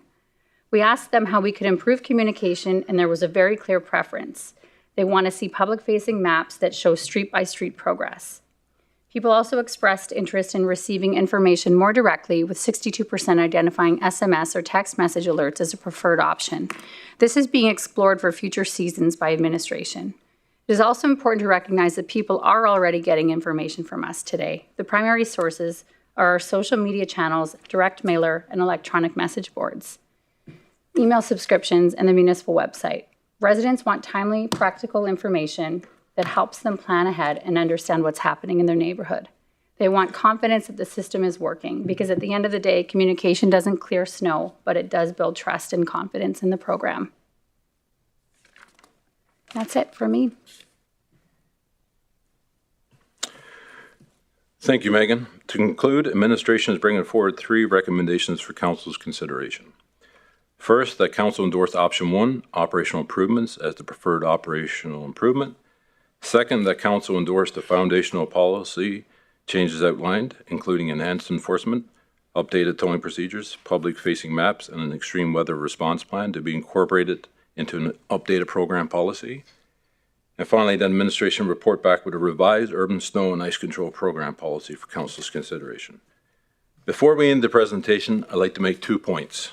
The first, I'd like to personally thank our Public Works Department and all other departments in winter operations, including the teams that did not hesitate to assist those motorists and families on Highway 63 this winter. Secondly, we are in a state of continuous improvement. We adjust and learn this year. We seen a need for a response crew, and we did so. We started our mechanics an hour beforehand, before our operators, so that the equipment could be ready. These are just a couple of operational improvements already implemented. We understand that if we don't improve, we will fall the way of Toys R Us and Blockbuster, so we have to continuously improve. Thank you. That threw off my questions. Toys R Us is gone? That's sad. But seriously, now just recommendation number 1, Keith, will that bring residents a better overall service if they follow the parameters that are there, but we roll out option 1? Will that give residents a better service? Through the chair to the mayor, option 1 is important, and it will provide a better level of service. But what's more important is the foundational changes, the stricter enforcement, getting vehicles off the street. What's the beauty about this is that even though we put forward option 1 and we have dollar value associated with it, if we do stricter enforcement, people get their vehicles off the street. Over time, that culture will exist, and then we will rely less and less on towing, and that will reduce that dollar value and make the service more quick. Perfect, thanks. And the extreme weather response, having that in place this past December, would that have, alleviated the challenges we had in December catching up on the snow? Through the chair to the mayor. In the original policy, I believe it was in 2016, and it was later updated in 2023 for windrow removal. It did have a plan. However, that policy was based on plowing and not hauling. So that's the difference. So absolutely, this extreme weather response plan will respond sooner. And when we tried that in February, it did work. But in a matter of a week, we cleared all streets but 7. Now, the 7 that we didn't clear is because our equipment could not physically get down those streets with parked cars. It was literally impossible. But we've tested it, we piloted it, it's proven. Perfect, thank you. Councillor Scott? Thanks very much. And I know that you've worked hard on this, and thanks for engaging with me directly on many of the points. And you and I have spoken about the GIS updates. Can you explain the hesitation to go to real-time updates on all streets? I'll say it that way. I think you get the gist. Yeah. Like what Edmonton does, if I had to compare. Through the chair to Councillor Scott, absolutely, and I do appreciate the dialogue that we've had and opportunity to discuss the points. All of our vehicles have the hardware. We have what's called AVO, Automatic Vehicle Locator, essentially GPS. So we have the technology to do such. When you look at urban centers such as Toronto or Edmonton, they are plow-based, which means that they have that equipment, they can put it on a map, but they're usually 30-minute delayed. So they're never stagnant. Now, this is something that we could do when it comes to our priorities, secondaries, absolutely, just plowing strictly. But it's not common practice when it's snow removal, as the equipment and the individuals are in these areas for 2 to 3 hours, and it would not be operational nor safety-wise to do such. Yeah, and I know when you and I have discussed safety, you mentioned safety for the drivers. Safety for our drivers is the #1 priority, and to have them tagged and for the public to know their location 24/7 is not appropriate. Yeah. Could we do it on a time delay? I don't know, like you mentioned a half an hour delay, I think, in Edmonton or another jurisdiction. Could we do a more significant time delay so that people see us somewhat updated? I just think that helps the public keep the municipality accountable, so to speak, when they see that the streets are being done. Through the chair to the question, when we're plowing, yes, we can do it the 30-minute time delay. But I do believe what you're trying to achieve will be done through the progress mapping. Okay. So once we're in, say, a street, we'll use Trillium that morning. As we are done that street, we'll update the progress map so the citizens on Trillium will know we're there. And then we can look at that map and say either it's being done, in progress, complete, or if we have to skip it due to economies of scale, why we skipped it. It could be temperature, it could be mechanical breakdown, and hopefully it's not vehicles illegally parked. So we're not comparable to Edmonton, so to speak, but there's just a different approach being taken. Is that fair to say? Through the chair to Councillor Scott, majority of urban areas plow which means you just go in with a plow and you put the windrows to the side. Our program goes above and beyond the gold standard, and we remove. And that takes up to 3 times longer to do such. It's a familiar term. I like that. The old gold standard. Could I ask that, will that update include what streets are about to be done as well? Through the chair to Councillor Scott, absolutely. So when it comes to winter maintenance zones, it's broken down by day. Monday south of the bridge, Tuesday to Fridays north of the bridge. And as I showed you before, the plow sheet, we have it in a certain pattern because you just can't be hopping equipment from street to street. This is not lawnmowers, this is big equipment. So we have to be tactical in what we do. So we know 3 or 4 steps ahead, and we can update the progress map to show that. Yeah, so I could pop in a street name and see that it's going to be done in the next few days. Is that kind of what you're describing? Through the chair, yes. Okay. But it's vitally important to go back to the foundational changes. If next November happens and we don't get the compliance with on-street parking, it's not going to happen. The dollar value is perfect, and we can have more equipment such as the icebreakers and tow around the corner. But if we're clogged with vehicles, it's not going to happen. And if council accepts this approach and the recommended option, which I think was 1, are you satisfied that we will have a level of service that will meet the needs of the residents of this region for the coming season? Through the chair to Councillor Scott, but option 1, we're saying we could remove in 4 weeks if we absolutely had the foundational policies in place, those 4 policies. But what's exciting about this is that ever since we've been doing winter maintenance, we truly don't know what we could do because we've never had the clear slate. So we've always thrown money at it, we've always thrown people at it, but we never had that clear slate. It's kind of like what I said during budget, right? You can give Da Vinci all the paintbrushes, but if you don't give him the canvas, you'll never have the Mona Lisa. So this is no different. And just to our friends at Bylaw, do you foresee any challenges beyond what might be obvious? People complaining about getting fines. Through the chair to the question, if we go with the option 1, like for us, that's the best option. You're going to have that consistent enforcement. What you will probably see, just as Director Keith put it in consideration, is maybe a little bit of an increase if we do the tow around the corner for pulse inquiries to find out where your car is. Okay. And what I would just encourage administration to consider is, if you see that this is not working pretty early on, please come back to council and we can revise as needed if we accept option number 1. Thanks, Mayor. Thank you, Councillor Scott. Councillor Boussier. Thank you, Mayor Bowman. Thank you for the presentation. I really hope some of this budget includes like a monthly pizza lunch for Aaron and his team who are going to just get beat up by the residents. So I'm a little bit, I was uneasy throughout all of this. Like it feels like the fingers pointed at you and your team, Aaron. And I'm aware, I don't know if citizens were, that I don't know whether it was spoken or unspoken. It was spoken somehow. I don't know from who, but there wasn't a real push to ticket and tow vehicles. Like that was a kind of a hands-off approach. So I hope Megan in the communication we're clear that it's coming from us because I think our peace officers' bylaws, they take enough of a beating. So get that pizza party every month or whatever. I have a couple questions, Keith. I'm not understanding. You had said that this was a record snowfall. So why option 2, we need to expand a snow dump? Like I don't follow the logic.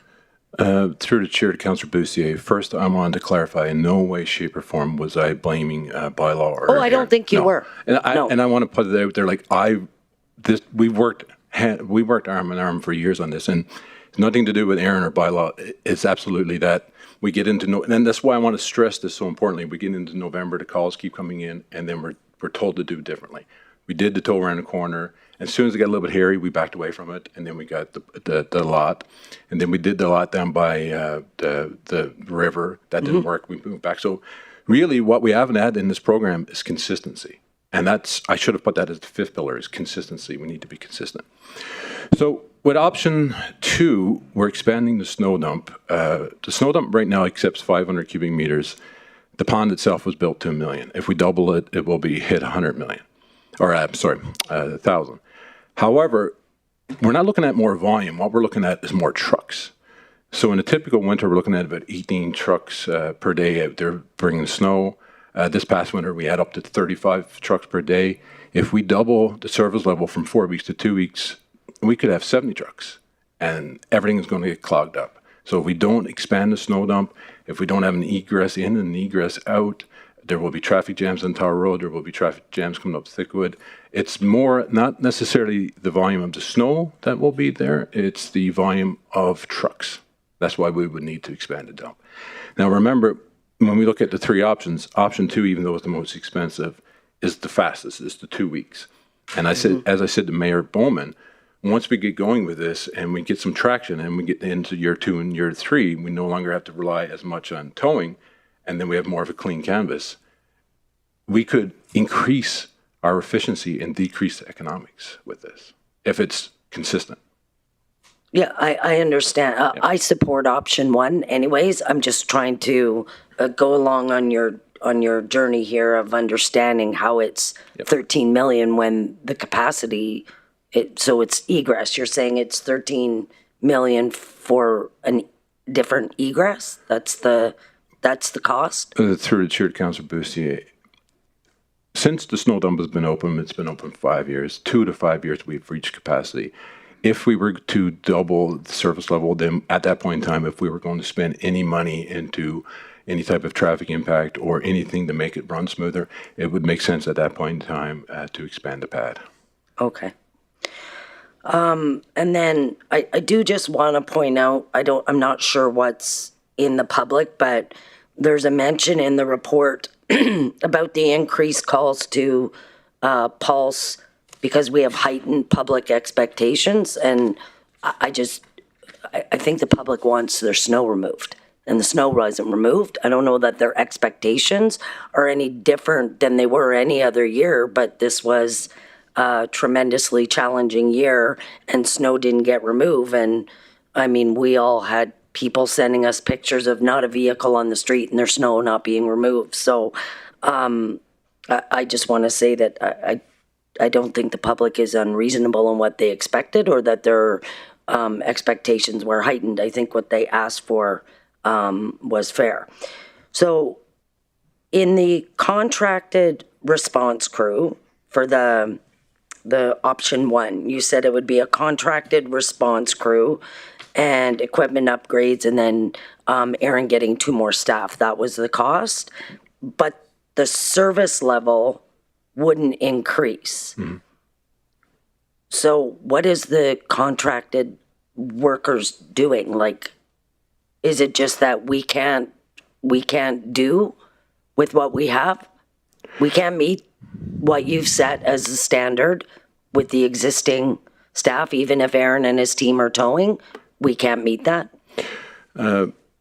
Through the chair to the question, with option 1, what we're looking at is that the 2 additional bylaw officers and the 2 additional vehicles. Obviously, that's to enforce the parking and remove the vehicles. But what we're looking at, what the system is based upon, it's a machine, it's a process, right? So you have Monday, Tuesday, Wednesday, Thursday, Friday. And what we discovered this year, especially in heavy years, you need a response crew. So we could be up. I think Violet is. I'm using Trillium and Violet. I think they're Thursday. However, we didn't get to those streets, and then we go to Friday, and then it could be a full 2 weeks before we get back. But there may be a safety concern. So within the policy itself, it says that if the roadway gets below or gets to 5.5 meters or less, or a windrow gets to 1 meter, or there's certain triggers, it's a safety trigger. So then we have to send a crew back there to take care of that. Now, with the process, with the system that we have now, is that if I take a crew or if Kelly takes a crew from Beacon Hill to go address this, that means that subzone or that winter maintenance zone is not being done completely the way it should be, whereas the contractor crew can go around and do what needs to be done as So it's the machine essentially operates. a guarantee. Yes. Okay, got it. And if I may add to that, majority of our contracted services are for hauling. I don't want to have 30 trucks over at the NOC when we're getting 62,000 cubic meters. Yeah, fair. Let's know. So is any of that, you told us during one of our many meetings in the winter about like the damage that the ice was doing to the equipment? Yeah. So, and I believe I heard you say in your presentation something about ice, I don't know, crusher, whatever you call it. Yeah. So is this getting us our own, whatever that is, or? Through the chair, Councillor Bussier, again, it comes back to continuous learning and my reference to Toys R Us. So what we've seen is that with the immense freeze and the immense thaw that you've seen this year, the ice became so thick and it was almost like glued to the pavement, and we were doing damage to our graders trying to get it. And so what we decided this year, we sent down some of the crews from Rhodes, some from Fleet. I can't remember where we went specifically, and looked up some ice grinders.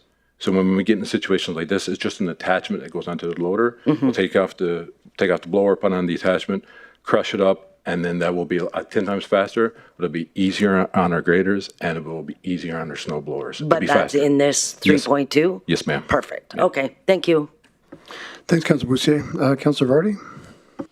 Thank you, Mayor Bowman. Couple comments, but I'll save them for debate. My question is about the text alerts. What's our holdup here? It says in the presentation that we're looking at it with IT. How long will that take? Through the chair, Councillor Vardy, that was a request and it was part of a notice to motion. At this point in time, we haven't got to that point. We haven't got to where we're capable of doing the texting. And is it a legal reason? Is it a capability? Is it a software reason? What specifically is the holdup? Is there anything that we can do to move that forward? Because if enforcement is the issue and notification is the issue, that is a huge win if we can get to people's cell phones in the morning and say, hey, move your car. At this point in time, I would consider it a capacity issue, yes. Okay, thank you. For the next, Councillor, so how does the garbage work then? That's a text message. So we have the garbage days. I can speak to that. That is through a platform that we have. It's like something I framed into our website. So we pay a subscription to that. It's a little bit simpler than what we would be looking at to implement in terms of winter maintenance zones. There you're looking up your address. It's a little bit more cut and dry. I think the intent of the SMS system, the work has not started internally. I know that some conversations that I had been part of, to your question, Councillor Vardy, the intent was to try and get through this, get the policy to a better place to understand what policy changes are going to take effect, and then regroup as an internal group to try and triage and move that project forward. But nothing has started on that yet. It's important. If I could speak to some other ways that we will be sharing, augmenting communications this year. Nothing as fancy as SMS, but we will really be focusing on more targeted communication and getting people to kind of come along with us. And what I mean by that is in the presentation you saw Keith shared a status sheet of a street. There was no name. In the future, one of the ideas that we have and we've been asked to explore is actually put the name of the street on that status sheet. So you can see, for example, 33 vehicles didn't move on Warren Road today. Sorry, we couldn't make it. And then the neighborhood starts to kind of take care of that. So you're going to see some increased transparency, but also some increased information sharing. So we're not there yet with the SMS yet, but I know internally it is a priority. We just haven't gotten to it yet. And that'll be shared work with IT, Public Works, and Communications. Perfect. Thanks, Megan. Councillor Van de Kastian.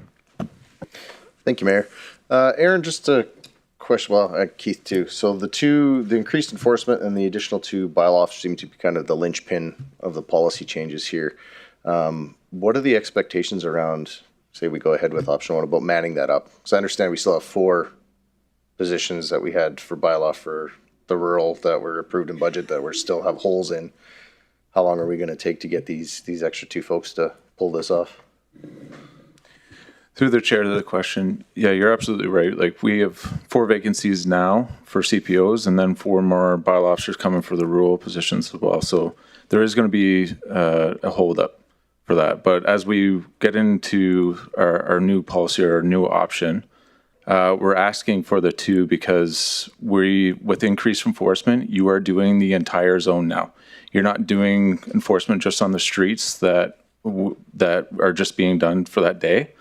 And then we're not stopping. If the zone is active, now the officers will be ticketing the entire zone and removing the vehicles around the corner. So that takes time. So that's if we use the current staff, bylaws priorities have grown even since I've been on the road, and it still increases. So you're going to have to sacrifice something else. If that's community standards, if that's vehicle hire, if that's going to rural, you're going to have to sacrifice something to make this option happen on our end. Getting stretched pretty thin. There will be a holdup, of course, in recruiting. Yeah.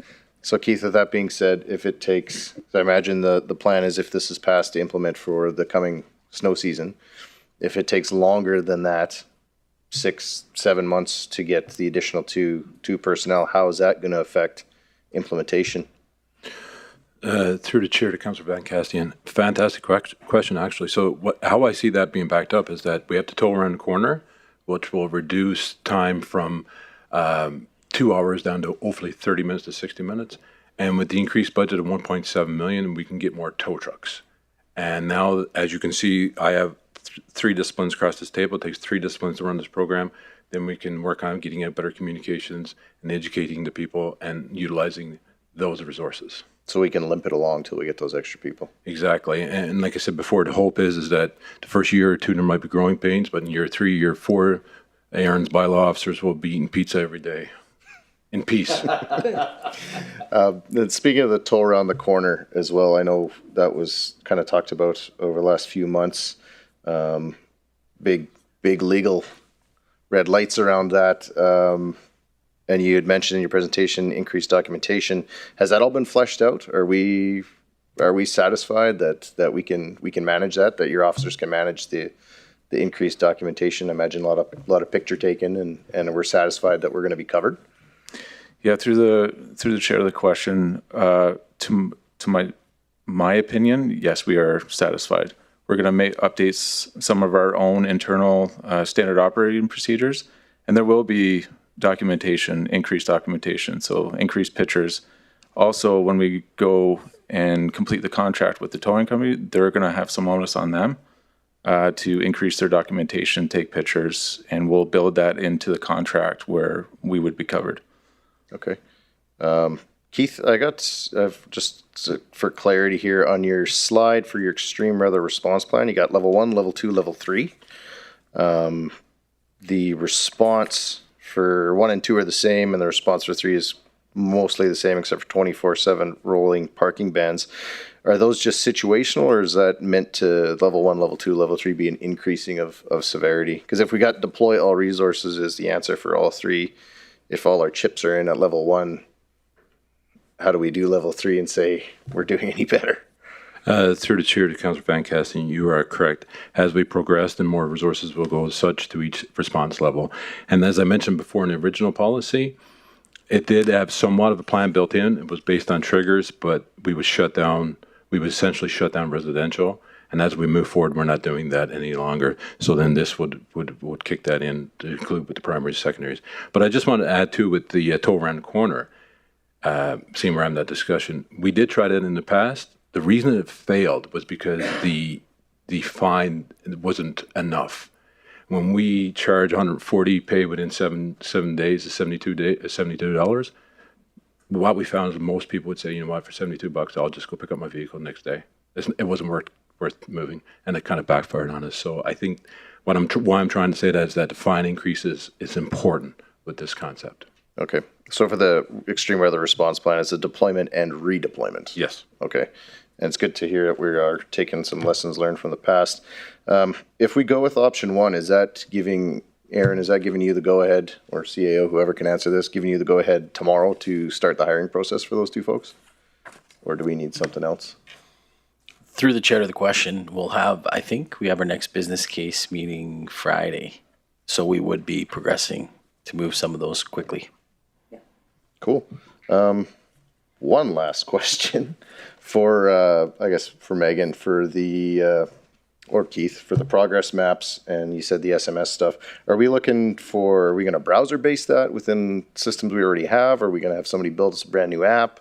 Like there's going to be some kind of a cost to that, I imagine. Through the Chair of Council, Van Cassian, thankfully I'm Director of Public Works, not IT, so I can't really answer that.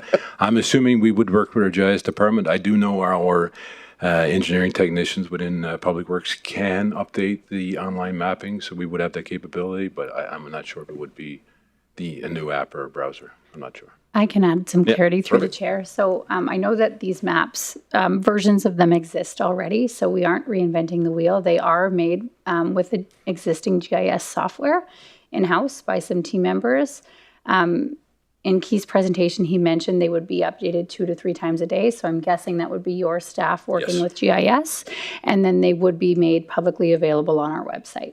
And that would be a major push of our communication strategy is, check the status of your street, or, you're not sure why the plow didn't come today. Here's why. Hopefully, more often than not, it is coming. But in the past, we haven't been able to share that real-time information. So I'm hopeful that this will meet a need. Okay, awesome. Thank you very much. Thank you, Councillor Van de Castian. Councillor Allen? Thank you, Mr. Mayor. And I don't have to ask any other questions that have been already asked, but I just, in relation to towing, I like the idea of going back to the towing around the corner. Is this something we're contemplating as well for the summer maintenance zone when we have streets where we're going to go through and be street sweeping instead? And we post the signs about no parking. Will we have the same fine levels and the same tow around the corner basis just for continuity? I wasn't sure if that's part of the plan to make that a year-round program. Through the Chair to Councillor Allen, no, we never looked at that. We've focused primarily on winter maintenance. However, I do like your train of thought. Okay. Just for consideration then. And I really did we coined the phrase this year, 25-26 winter season, about unprecedented snowfall, just based on this year. But page 3 of your presentation says it all. And I'll be bringing that forward, posting it separately. So thank you for that. And also kudos to you and your team, all of your teams, about the level of service that you've identified in your benchmarking. I think I felt that, but you deserve a little pat on the back for that as well. Thanks, Councillor Allen. Councillor Scott? Yeah, thanks for that, Mayor. Just a final point to the CAO and our friends at Bylaw. I think historically, at least this is my recollection from my time as mayor, there was a lot of recruitment for Bylaw done outside the region. I think it's because we were focused on experience. And when we did that, we didn't get anyone locally trained who would end up staying here. As soon as they had another opportunity, they'd end up leaving. Our recent experience hiring the CAO proved that hiring local makes a big difference. So I'd like to see us get some young people and as a possibility going forward, because I think the need for Bylaw is going to increase, not decrease, going forward as I look at that. So just that comment. Thank you, Councillor Scott. Council, any other questions for administration? I'm not seeing any, so thank you all. Delegates? Oh. Thank you, Megan. Yes. Did you have another question, Don? I'm just going to do delegates first.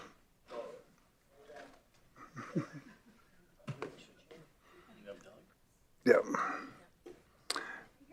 And delegates, Octo? If you just want to give your name for the record, Octo, and then you have 5 minutes to present, just remain on topic and remain seated for questions, please. You know the drill. Hi, for the record, my name is Octo Bishop, speaking in support of option 1. I just wanted to have a chance on the record to thank Director Smith and his department for the work they've done. And no, I'm not being shady, I really do mean it. Given the absolute mess nature threw at us and the record-breaking snowfall, our city employees did good. For my street maintenance this year was truly the best I've ever seen in my life. Snow and roads are much like the title of one of my favorite Baby No Money songs, A Hot Topic. You're never going to make any single person happy in any category, let alone this. Everyone's going to want something different. As for the options given, I feel the need to remind people we are not New York City. We do not have their massive budget. I get the confusion though, because Mayor Bowman and Mom Donnie are both incredibly cool people who care deeply about their residents. People will say that they're happy to pay more for more service, but when taxes come, everyone seems to flip out at the thought that being a resident and receiving services that are funded by taxes does in fact mean that some of those taxes are going to be paid by you. An additional $33 million is a lot of money, which is for the 2026 budget, triple the entirety of legal services, legislative services, and mayor and council combined. And an additional $18 million per year could possibly take away from other needs. I think option 1 remains the best option to go forward, unless someone has a crystal ball to alert us that next winter will also be unprecedented and record-breaking. And a quick thank you to Mayor and Council for your advocacy regarding the highway. I know sometimes it feels like talking to a brick wall, trying to get the province to care about us, pay attention to our needs and anything, but I really do appreciate the work that you all do. Thank you, Octo. I don't have any questions, but just thanks for everything you do and your advocacy and always coming up and being willing to present to council. Does council have any other questions? I'm not seeing you, so thank you, Octo. Mr. Mike DeRoche. And Mike, you know the drill. Your name for the record. You have 5 minutes to present. Remain on topic and remain seated for questions after, please. Thank you. Good evening, Mayor and Council. My name is Michael DeRocher, and I am speaking tonight as a citizen and taxpayer in the region. I have a speech, but I'm going to jump onto something first because I believe it's a really high priority. We talk about towing across around the block. We talk about that an awful lot.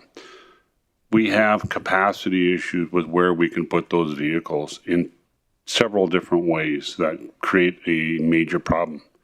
I work with a lot of the tow companies nowadays, and they all deal with flat decks. Flat decks take 2 to 3 times the space in order to unload and load a vehicle. In most major centers, they have tow trucks that have the smaller ones that have what they call a stinger. It comes out, hooks around, you lift up, and you tow. Super quick, super efficient. It doesn't require as much space. I applaud that. In the presentation, I think we have an amazing snow removal crews and it's ran normally very, very efficiently. So please don't take any of my comments towards negativity towards them because I believe they do awesome. The event that happened that I believe caused most of these issues was getting behind the 8 ball in the Christmas snowfall. And as we've discussed several times here, by allowing that zone to become what it became, made an almost monumental task that our normal crews couldn't handle. I wonder if contracting could have helped that expedite. I've looked at the presentation, and on paper, number 1 looks the best. Number 2 looks like it's out of our reach, and 3 is not what the taxpayers want. So it's between 1 and 2. But my question to council, and I propose to you, is why not a hybrid? There are things that are awesome in 1 and 2 that could make an even better situation. I applaud more staff for doing the jobs that they need to for enforcing the regulations. I applaud the staff for equipping more people. Minor equipment adjustments, like I said, absolutely 100% for. But I believe in the event of emergencies and having somebody planned on those emergency events that are glued to news events and weather, so we know what's coming, we can preemptively hire crews and get them ready to back up our crews. I think that goes a long way in supporting the community. It helps build capacity within our contractors within the area, and it puts together some of their steel that is sitting idle. And I think that's the way. So instead of reading you this whole thing, that's kind of the gist of what I wanted to go is I like a lot of the things that were said in the presentation, as well as I believe all of you do. But does option one truly give us what the citizens have been asking for? I think it comes a little short. There's potential. I think it needs that hybrid of that little extra. And if I was to look at the presentation and look at the different things, I have no issues with permanent and temporary municipal employees, equipment rental contracts. I find that high. I believe that if we use contractors, we can cut down that 13.7 million dramatically. Snow dump operation, 800,000 for expansion and doing something different. I'm not understanding where that comes from. I believe that's something that could be cut out. One thing that I never knew, and I heard in the presentation tonight, was the Tower Road snow disposal site expansion had nothing to do with capacity. It had to do with entrance and egress. I'd love to see what they have planned to speed that up, because at 13 million, I don't understand that much. I don't understand the number. Right now, it looks like a number designed to scare council, scare the taxpayer, right? And so when I look at these numbers, I see option two at half if we cut out some of the things. And so a balance between 1 and 2, I think we accomplish a lot more. We're better prepared for those anomalies, those major events, but we have to be able to respond, and communication and the response is dead on. I'll end there. Thank you. Perfect. Thanks, Mike. I appreciate you coming forward. Does council have any questions for the presenter, Councillor Boussier? Thank you, Mayor Bowman. Thanks, Mike. I'm just, I was trying to pull it up and now I can't find it. When you talk about the hybrid, Mike, are you meaning, shoot, I can't find it, but just the emergency response, like response to an unusual situation? Is that your concern? So what I drew out on what I was able to dig out from the paperwork that I was able to get, I like the first one, option 1, 4 weeks. I don't think we need more than 4 weeks under normal circumstances. And if we're talking about an emergency response team when we have events, that we get it off. That's key, because no tow around the corner is going to work unless those side streets are also fairly well cleaned, because you're not going to be able to put those vehicles anywhere. Remember that we're in a city that we don't enforce an awful lot of parking, and we have more vehicles per home, especially in R1 districts, that just clog up those streets already. Resident and impact and benefits, I see option 1, I think still works great. But I move to option 2 when it comes to the operational approach.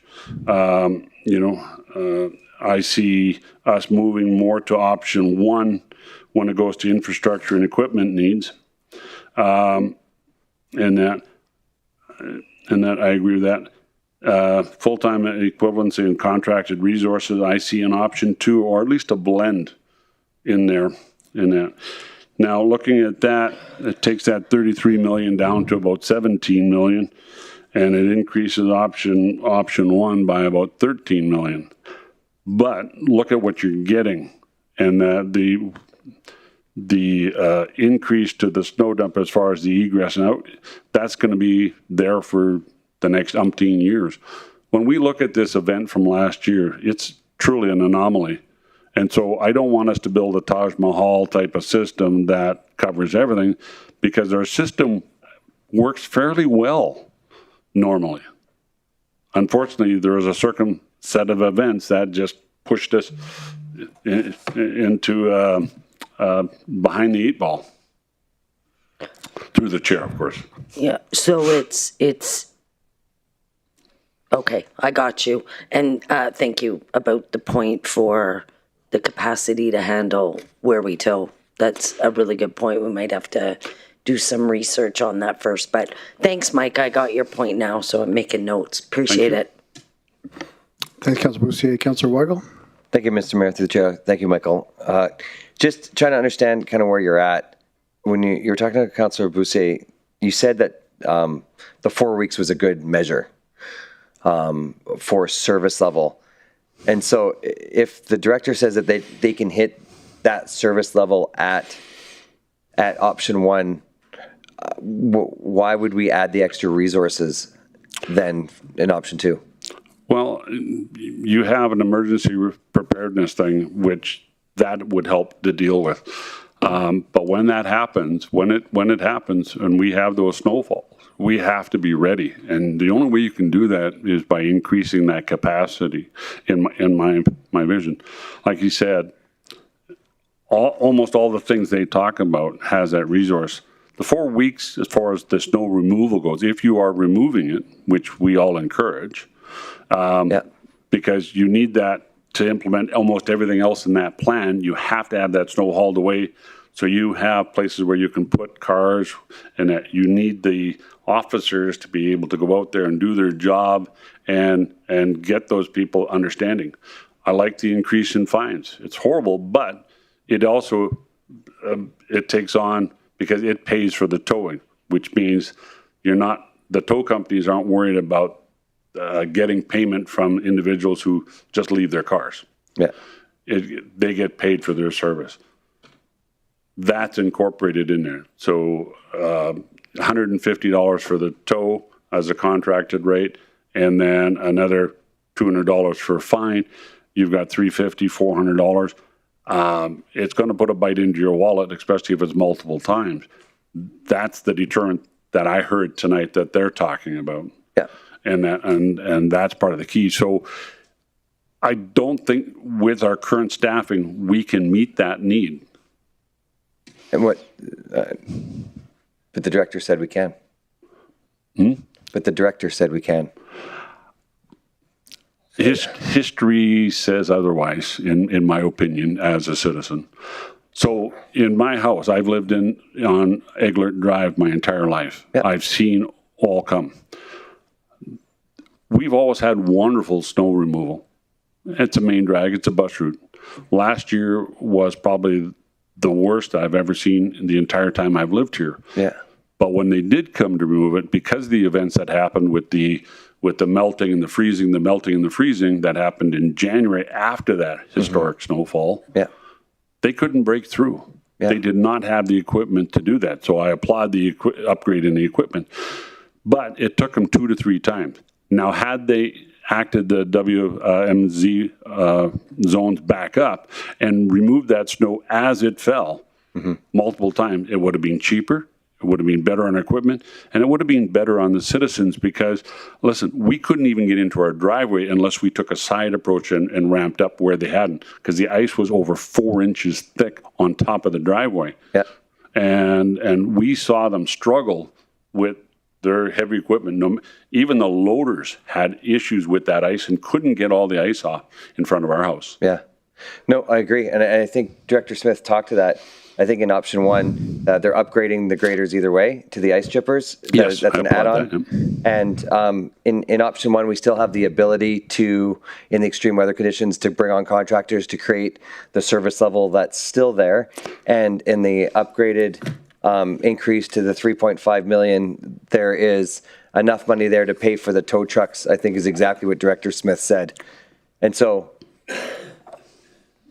that's what you said, what needed to be upgraded. So again, what is the extra cost in option 2 needed?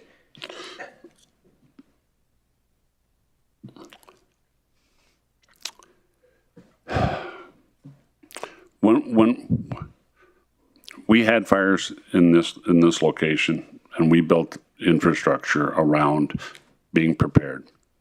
Our citizens handled those fires and handled every emergency the way we normally do because we are so prepared. We're prepared for normal. We've got great service for normal. We do not have capacity for that. We don't know if the environment's changed. We had a very high one in 2021, snowfall as well. Is this becoming more regular? We don't know. But you have the chance now to kind of point us in the right direction to build that capacity. Maybe we take baby steps. Maybe we increase it not by that much, but we give them that extra budget above and beyond option one to build some of that capacity to be ready for the future.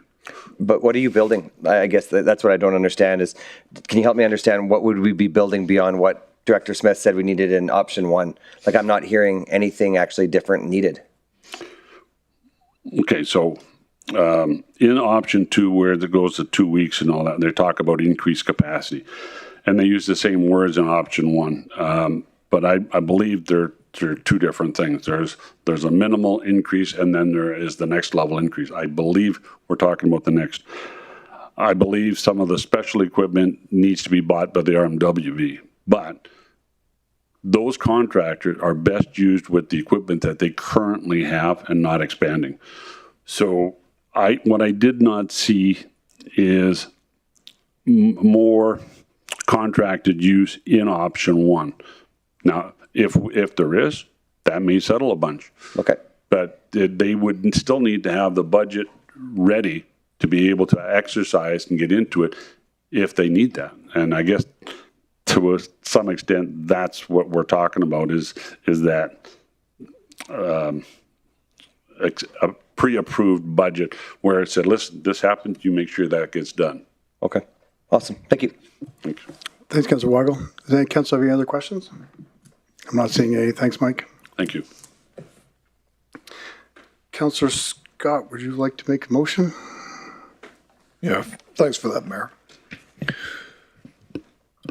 I move that council endorse option one, operational improvements as the preferred operational program improvement. That council endorse the prerequisite foundational policy changes outlined in this report, enhanced enforcement, updated towing procedures, public-facing maps, and an extreme weather response plan to be incorporated into the updated urban snow and ice control program policy for council's consideration. And 3, that administration bring forward a revised urban snow and ice control program policy for council's consideration on or before September 30th, 2026.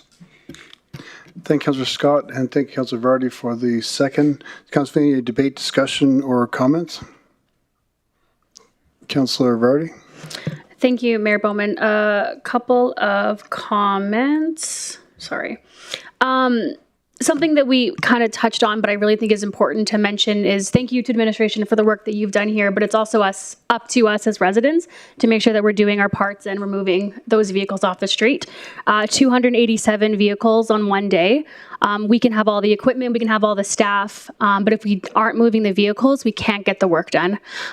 So please, whoever is watching, make a commitment to try to do your part so we can do ours. Communication, I'm loving, we do a lot of great positive enforcement on our social media, a little bit of negative enforcement of what streets are being built up. I think that's going to be very beneficial. Again, residents, please let your neighbors know when it's time to move their vehicles. Last comment is there was a conversation about winter maintenance zones have evolved without corresponding increase in staff or equipment. And this comment is to you, CAO. We as council are not setting up staff for success if when they're presenting that they're not talking about an increase of staff to be able to put these things forward. So I do like the operational improvement framework that you came with, Keith. This is the staff we need, this is how much it's going to cost. Anytime there's a change in service level, that's something that I would like to see. Our conversations should be, if we're asking for a change in service level, either an increase in staff or a shifting in priorities if we can't afford the staff. Thank you. Thank you, Councilor Vardy. Councilor Boussier. Thank you, Mayor Bowman. Am I correct in understanding, because we've had other conversations about this, that option one, Andrew, you had talked about the ability to mobilize some contracted work. That's part of the extreme response that we're talking about here, or, whatever it's called, enhanced enforcement, or no, whatever you're calling it, the one where if there's an extreme event, that's what that included too, right? Yeah, I think we had the ability, through the chair to the question, we had the ability this year to address a couple of fronts. One was the extreme amount and volume of snow. Through the PMO and our Public Works Department, we were able to dispatch crews in a stand-up agreement that allowed us to deal with ditches, drains, culverts, and fire hydrants. So that when overland runoff was to occur and melt, and I think that was very positively received in the community. Similar to that, in emergent situations, what we'd like to address is have a stand-up arrangement in a contract term, much like that of towing, that fits the needs of the residents to expedite some of those needs in extreme circumstance. So that is something through our procurement department and Public Works and PMO that we'll be looking to do in the future as well. And yeah, okay, because that was the difference for me, like between option 1 and 2 is having that in our back pocket or whatever, having that ability to mobilize extra resources. We don't want to be in a situation like we just experienced. So it's kind of a concurrent or plan B or whatever. I just want to make sure I understood it properly. And to Mr. DeRoche's point, if there hasn't been a thought to it, I thought he raised an exceptional point about this towing around the corner, making sure the corner has capacity when, I don't know, Megan said something about one street at 27 vehicles. Well, what's plan B or what's our concurrent planning if around the corner is full? So just to not have that leave your radar, Mr. Smith, Director Smith. So, and thanks for that point, Mike, because it's painful to say it was a good one. We won't tell anybody. Councillor Scott? Yeah, thanks, Mayor.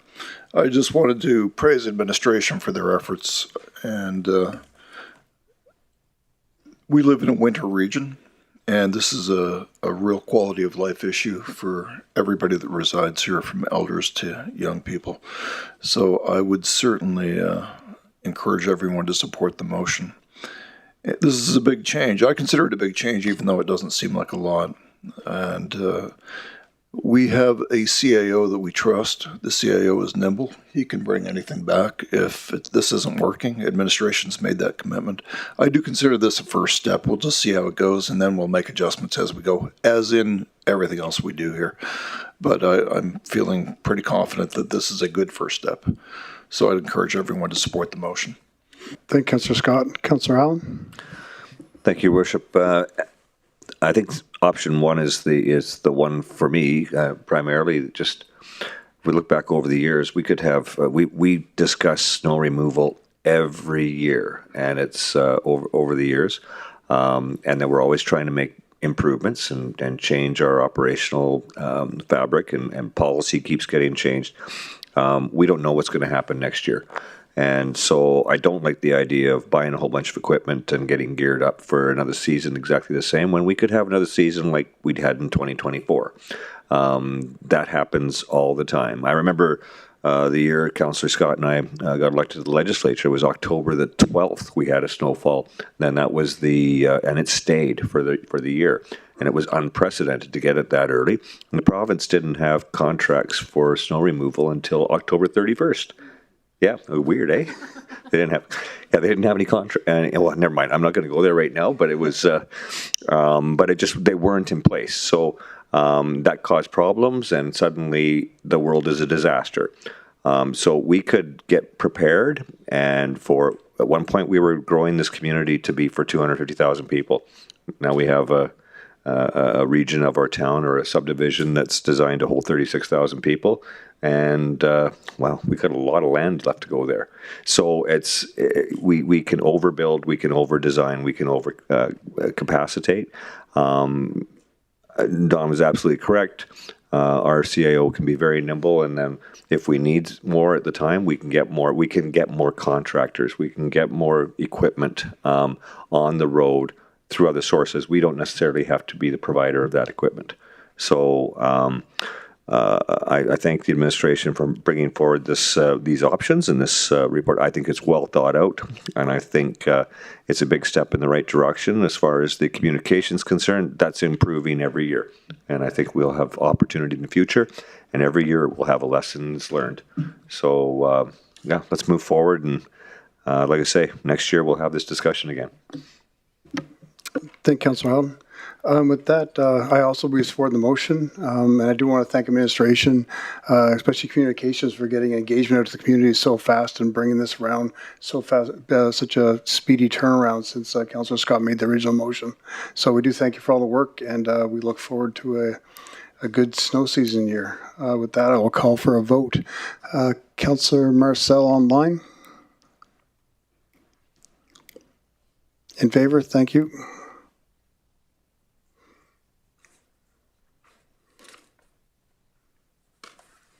That's carried unanimously. Thank you, everyone. Next, we'll move on to the report on source water programs and regional Indigenous water support strategy. I'd like to invite Environmental Services and Indigenous and Rural Relations to introduce the report, please.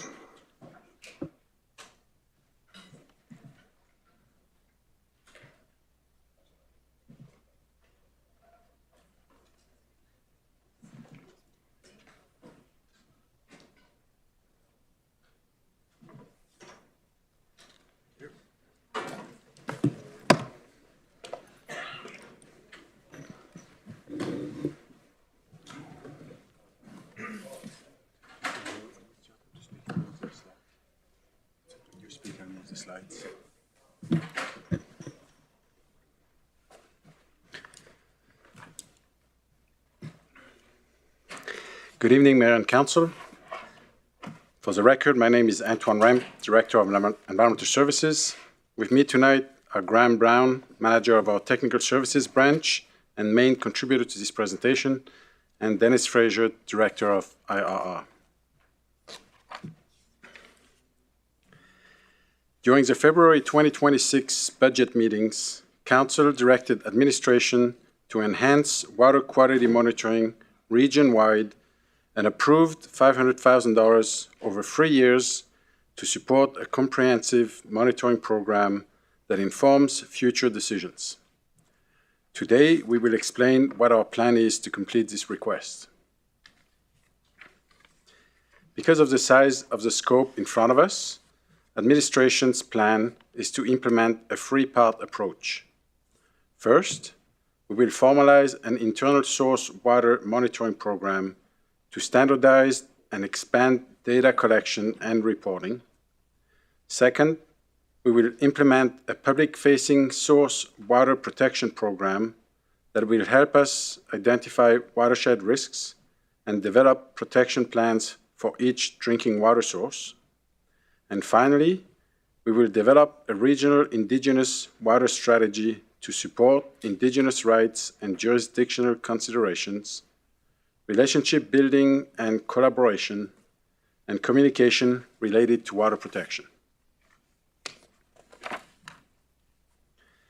Two departments will work together to achieve the mission.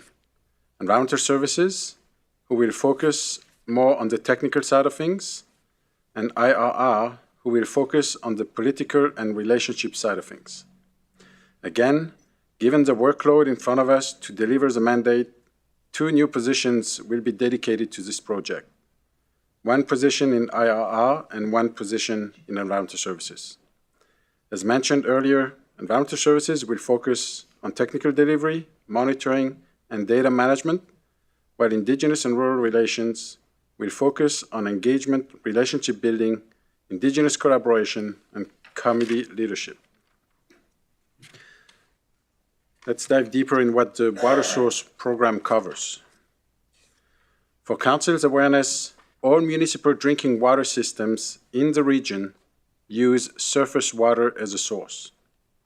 Conklin uses water from Christina Lake, Fort Chipewyan uses water from Lake Athabasca, all the other plants use water from a river, Christina River for Janvier, though it is currently supplied by Conklin, the Athabasca River for Fort McMurray, and the Elds River for Fort Mackay. Strengthening our monitoring program for these water sources will not only improve our ability to detect and respond to changes in source water conditions, but it will also support long-term planning for treatment infrastructure and operations. The first component of the program is the source water monitoring program. The purpose of this work is to standardize and expand source water monitoring across all municipal drinking water systems, while improving how we analyze, report on, and use that information to support operational decisions. Key deliverables include establishing consistent monitoring locations, frequencies, and parameters across facilities, exploring opportunities for enhanced real-time monitoring, improving data trending and reporting practices, implementing water shortage plans for each drinking water source, and developing a public-facing data portal to improve transparency and access to information.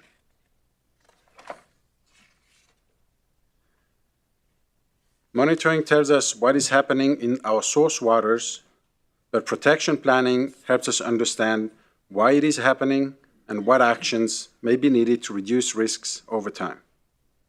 The Source Water Protection Program will develop protection plans for each municipal drinking water source.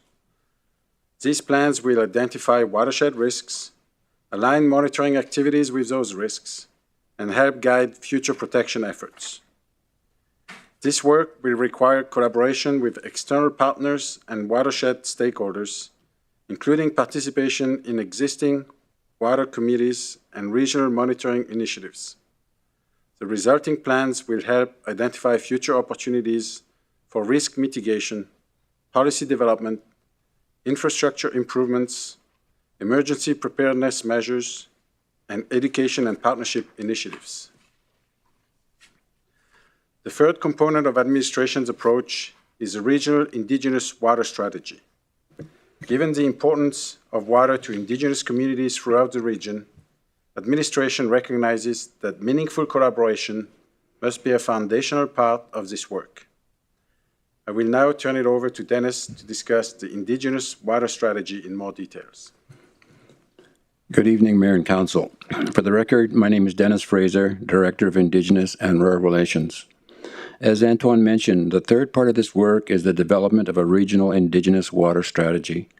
From an Indigenous and rural relations perspective, this work is about recognizing that water is more than a technical or operational issue.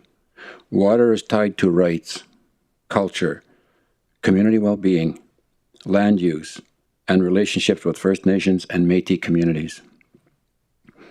The municipality has an important role to play in how water-related information is shared, how concerns are heard and understood, and how collaboration happens across the region. This strategy gives us a way to approach this work more intentionally. Indigenous engagement will shape a coordinated regional approach, ensuring Indigenous voices and concerns are heard from the beginning. The regional Indigenous water strategy is really about bringing the pieces together. Environmental services will be leading the technical work around monitoring, data, and source water protection planning. Indigenous and rural relations will help ensure that work is connected to the relationships, rights, priorities, and jurisdictional realities that exist across the region. This matters because water does not sit neatly with one department, one government, or one boundary. It connects municipal systems, Indigenous communities, provincial and federal responsibilities, and the broader watershed. Through this strategy, we want to create a more coordinated way of working with First Nations and Métis communities in water protection. That includes better communication, stronger information sharing, and opportunities for Indigenous perspectives and knowledge to help inform the work as it moves forward. It also gives us a structure to identify where collaboration is needed, where Indigenous-led work may already be happening and where the municipality can support and align with these efforts. So overall, this strategy helps ensure that the municipality's approach to source water is not only technically sound, but also relationship-based, regionally coordinated, and respectful of Indigenous rights, knowledge, and priorities. Thank you for your time this evening, and we'd be pleased to answer any questions that Council may have. Thank you, gentlemen. Councillor Vardy? Thank you, Mayor Bowman. Thank you for the presentation. We just finished our Regional Leadership Summit, and this was a topic about water sovereignty and safety, and so thank you very much for your work on it. My question is, you have identified 2 positions. Have they been hired? Through the chair to the question, we have the position just filled for environmental services. So we do have that one filled, and I believe Dennis can provide an update on his. I am currently doing interviews right now for the position in IR. Perfect. Thank you. Thank you, Councillor Vardy. Councillor Van de Castian? Thank you, Mayor. And thank you guys for the presentation. Few questions here around the monitoring. What kind of standard are we monitoring to? What are our triggers? Are we looking for turbidity? Are we looking for levels? Are we looking for contaminants? What are we monitoring? Or all of the above? Okay.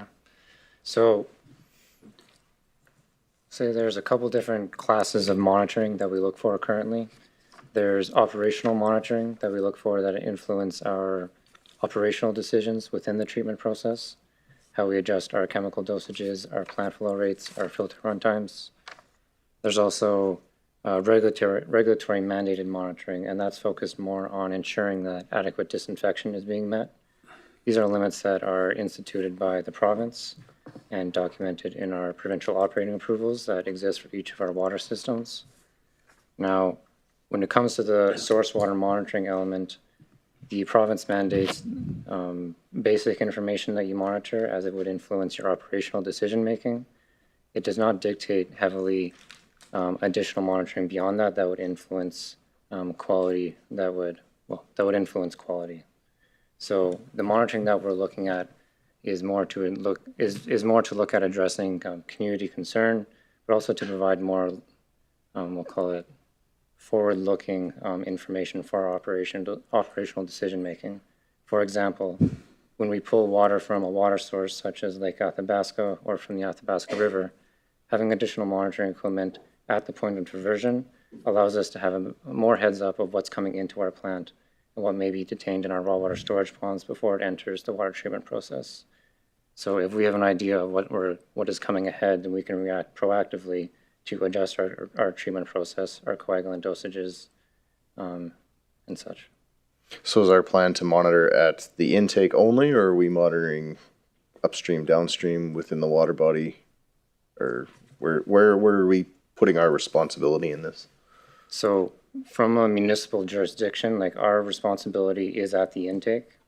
Anything within the upstream water bodies is outside of municipal jurisdiction. However, there are other monitoring efforts going on within the region, especially with all of the activity, like economic activity in the region. There's a lot of data being generated by local watershed groups, by local Indigenous groups, by industry itself. There's a lot of data that's out there, that's available, that isn't always necessarily readily accessible, and easily digestible, we'll say. But when taken into consideration, can be used to factor into like your forecasting and you're looking forward to what's coming into the process. So, for example, the provincial, like Alberta Environment, for example, has water monitoring stations all throughout our watershed, and the type of stations will vary depending on what they're looking for. Some will look at water quality, some will look at level. It just depends on where they are within the system, but these are data sources that we can look to find advance notice of what's coming ahead and into our systems. Okay. Antoine, in your presentation, you mentioned water shortage plans. Do you have a timeline that we're looking to kind of roll? We know we have a water problem in at least 2 places. And is there some kind of contingency that we're building in there for when the Christina River becomes the Christina Walking Trail? For the chair to the question, we do have some of these initiatives already in motion. We started with Fort Chipewyan. And as far as Christina River, we have been tracking water from Conklin, which is Christina Lake, which is kind of the onset of the Christina River. And so we are kind of moving away from the Christina River, and the challenges with sanding and the lack of water level. I think this spring we're not going to have a problem with the amount of rain we got, but it is something we've experienced over the last 2 or 3 years that the river was really low. Coming from the Conklin water treatment plant, we have a plant that is newer, that has been upgraded with MIAX technology to offer better treatment. So our plan is to continue to supply Janvier from Conklin. So as far as the rest of the plans, to answer your first question, we are going community by community. So our plan is to finish these in the next year or two. I think, I'm not sure if we have a clear deadline for completing all of them within a year. Okay. I guess this is a question for either you or Dennis here. So collecting data, we're collecting data. We know a lot of our First Nation Métis folks are collecting their data. Alberta government collects their data, whether they're going to give it to us or not.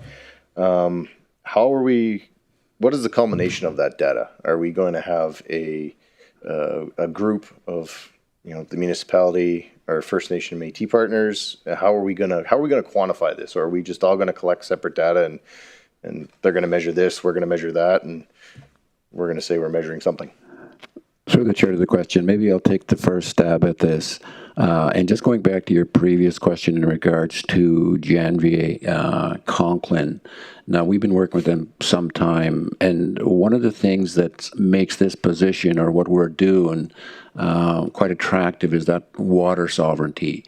When it comes to treaty rights, when it comes to First Nations, Métis, there is water sovereignty. And I think that's one of the areas we've really recognized, and in particular with Janvier. And that's kind of held up things in the last while. But we had an opportunity at the summit, leadership summit, to speak to the leadership there and discuss that. And we are in the process of setting up some meetings with them, and they've come to some agreement on what's the best way to get water to Janvier. So that was a good thing.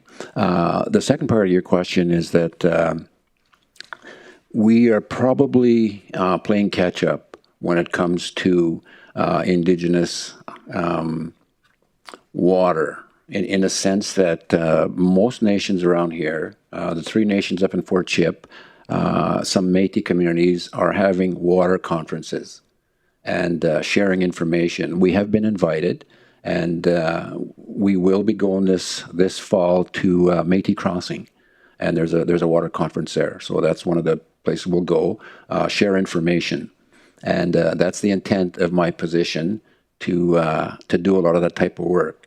And secondly, there's an organization called Keepers of the Water that we've done some research on, and they're doing a lot of good work throughout the whole Athabasca watershed. They do lots of monitoring. They start right from the source in Jasper, I believe, where the river starts, and they've got a monitoring system, and we will have access to a lot of that information, and that is one of the duties that my position will do, is to work with First Nations groups in that. We aren't reinventing the wheel here. A lot of that work is already being done with community-based monitoring and different organizations throughout this region and indeed Northern Alberta. Okay, awesome. And just last question, kind of a part of that, is our plan to make this data or whatever the conclusion is of it publicly digestible, not just a graph of science that 90% of us don't understand, but something tangible to say, this is what's happening and this is where we're going. And once again, I'll take the first stab on this.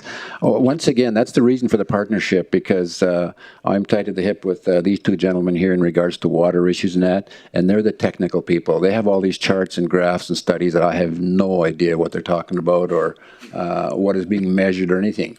But my part comes in is that very part.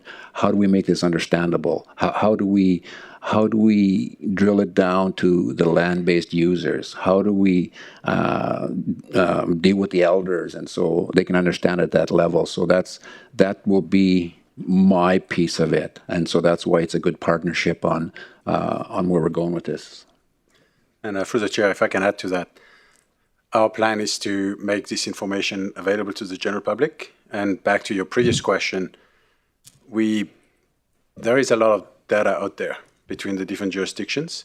And we have a vast region. We have 5 water treatment plants. So we have a lot of infrastructure to manage, maintain, operate, and we didn't have capacity to really focus on collecting the data, making it, centralizing and making it available. And with that new position that we just filled, which is going to be focused just on that, it's going to give us an opportunity to really do a lot more of that gathering, and then he's going to translate it for us.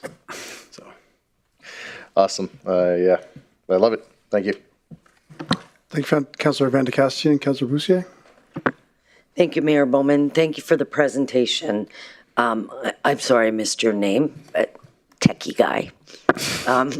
I think my question might be for you. We heard from ACFN at the Leadership Forum some concerns about not how often our water is tested. And I know it's tested to Canadian standards, and I've learned all of that. But there was some very specific concerns about maybe certain things not being tested for, that they were worried that was in the water.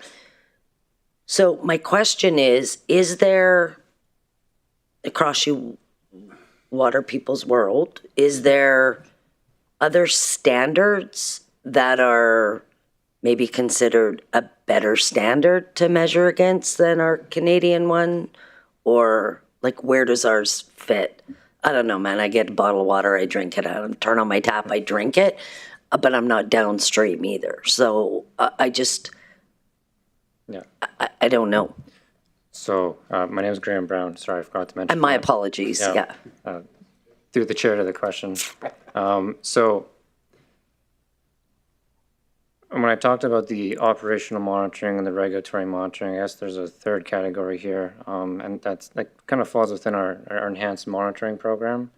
So when we look at water that's coming into our facilities, we've upped the game, I guess, to say that we monitor beyond what you would typically look at in a source water, like in the raw water coming into your treatment process. Typically, you would usually be looking at like your turbidity, your pH, just your operational parameters. We've been casting a broader net and doing like a more of a broad analysis. What you would typically be looking at in your treated water side, you would look at maybe a couple times a year, and that's a broad analysis of a large number of parameters. We've been doing that also on the raw water side. Now, to your question, is that when you do that, when you do these analysis, like you're getting your specific parameters of interest where you have existing regulatory guidelines through Health Canada, which are provincial operating approvals reference. However, there are a multitude of other parameters that get run as part of the same sequence that you will receive a result, and however, there's no existing guideline really to reference against. In some cases, Health Canada will implement like an interim objective, like in the context of like forever chemicals. But in a lot of cases, there's just so many parameters out there that there's really no data to compare it against. So there are other jurisdictions that we can look to, such as the World Health Organization. We can look at other regulatory frameworks in Europe or Australia. But currently within Canada, we reference against the Health Canada guidelines. We also look to the US EPA, but generally we will stick to our jurisdiction. That's to say that we are generating all of this data, and right now, for those parameters where we don't have an existing guideline to reference against, either within our jurisdiction or elsewhere, it's more of a presence absence kind of indicator. Hey, there's something here, and it's something to flag up the food chain to the provincial and federal regulators that, hey, we might need to be looking at something at a guideline for this in the future. But it's a really challenging process, just because when it comes to drinking water guidelines, the development of them and the maintenance of them, I am nowhere near techie or understanding, educated enough to say how that process works. The toxicological review process when it comes to implementing these guidelines includes a broad research analysis across multiple jurisdictions that is led by Health Canada. And that's to say it is a long and complicated process, and the guidelines that they put in are usually very conservative because you only know what you know. There's always a gap of information. Sorry, I'm kind of losing the track here. No, it's taken me a lot to process. Yeah. I'm like, focus, Luana, focus. Sorry, that's why Dennis is here. It's a for lot the of translation. technical stuff, Yeah. right? So what I'm trying to ascertain is there a way, and I guess we can take this away or something, Dennis, but I mean, it's important that we respond to what we heard from ACFN. I don't know if what they're at, I don't want to use the term reasonable, because that's not fair, but we can say we test more than anybody else, we do this, but that's not what they were saying. They were talking about what's in the water, and we test to meet the standards, but that wasn't their concern. And I just don't want that lost. We heard loud and clear, and if we're going to be good partners, we need to be responsive to what they said. And they were very clear it was what is in the water, and so I just don't know if there's another way to do whatever it is water people do before they say, go ahead. I don't know. So. Through the chair to the question, yeah, that's certainly something that we can take away and keep discussing, because we are going up there. We were up there in March and did some engagements in regards to the relocation of the intake. Now, we committed to be going back again, so Friday the 12th, we're flying back up there again and meeting with the community, doing more engagements. One of the things they talked about is engaging the school children. So we will be doing that, going there, actually doing some interviews with the children, with the kids, and just getting some of their perspectives. And so we will also be meeting with the people that we engaged with before. And not only will it be the source, the relocation of the water intake, but even some of the testing. We've heard that for years now, and at some point in time, if we're going to build that trust and move forward, we got to take a look at all avenues. Absolutely. Thanks, Dennis. Thank you, Grim. Thanks, Councillor Boussier. Councillor, any other questions for administration? I'm not seeing any, so thank you, gentlemen. No delegates? Can I have someone make the motion? Councillor Weigel? Thank you, Mr. Mayor. I move that the source water programs and regional indigenous water strategy be updated as accepted as information. Thank you, Councillor Weigel, and thank you for a second, Councillor Boussier. Is council any debate, discussion, or comments? I'm not seeing any. Chance Caverdi. Go ahead, one. Sorry, it was really important to say, one of the comments was that some of the monitoring, not available through us, but through the AAR and some of the proponents, are not readily available or easily digestible. And I want to thank administration for making sure that the monitoring that we are going to be doing is going to be public, easily understandable, and easily digestible, and especially working with our Indigenous communities. That is very, very important. Water is sovereign, water is political, and it's important that we keep it public knowledge. Thank you. Thanks, Councillor Vardy. So I'll call for a vote. In favor online? Thank you, Councillor Marcel.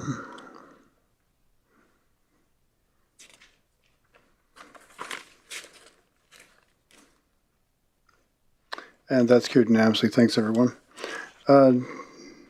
Next up, we have the housing strategy update. I'd like to invite Community Services to present, please.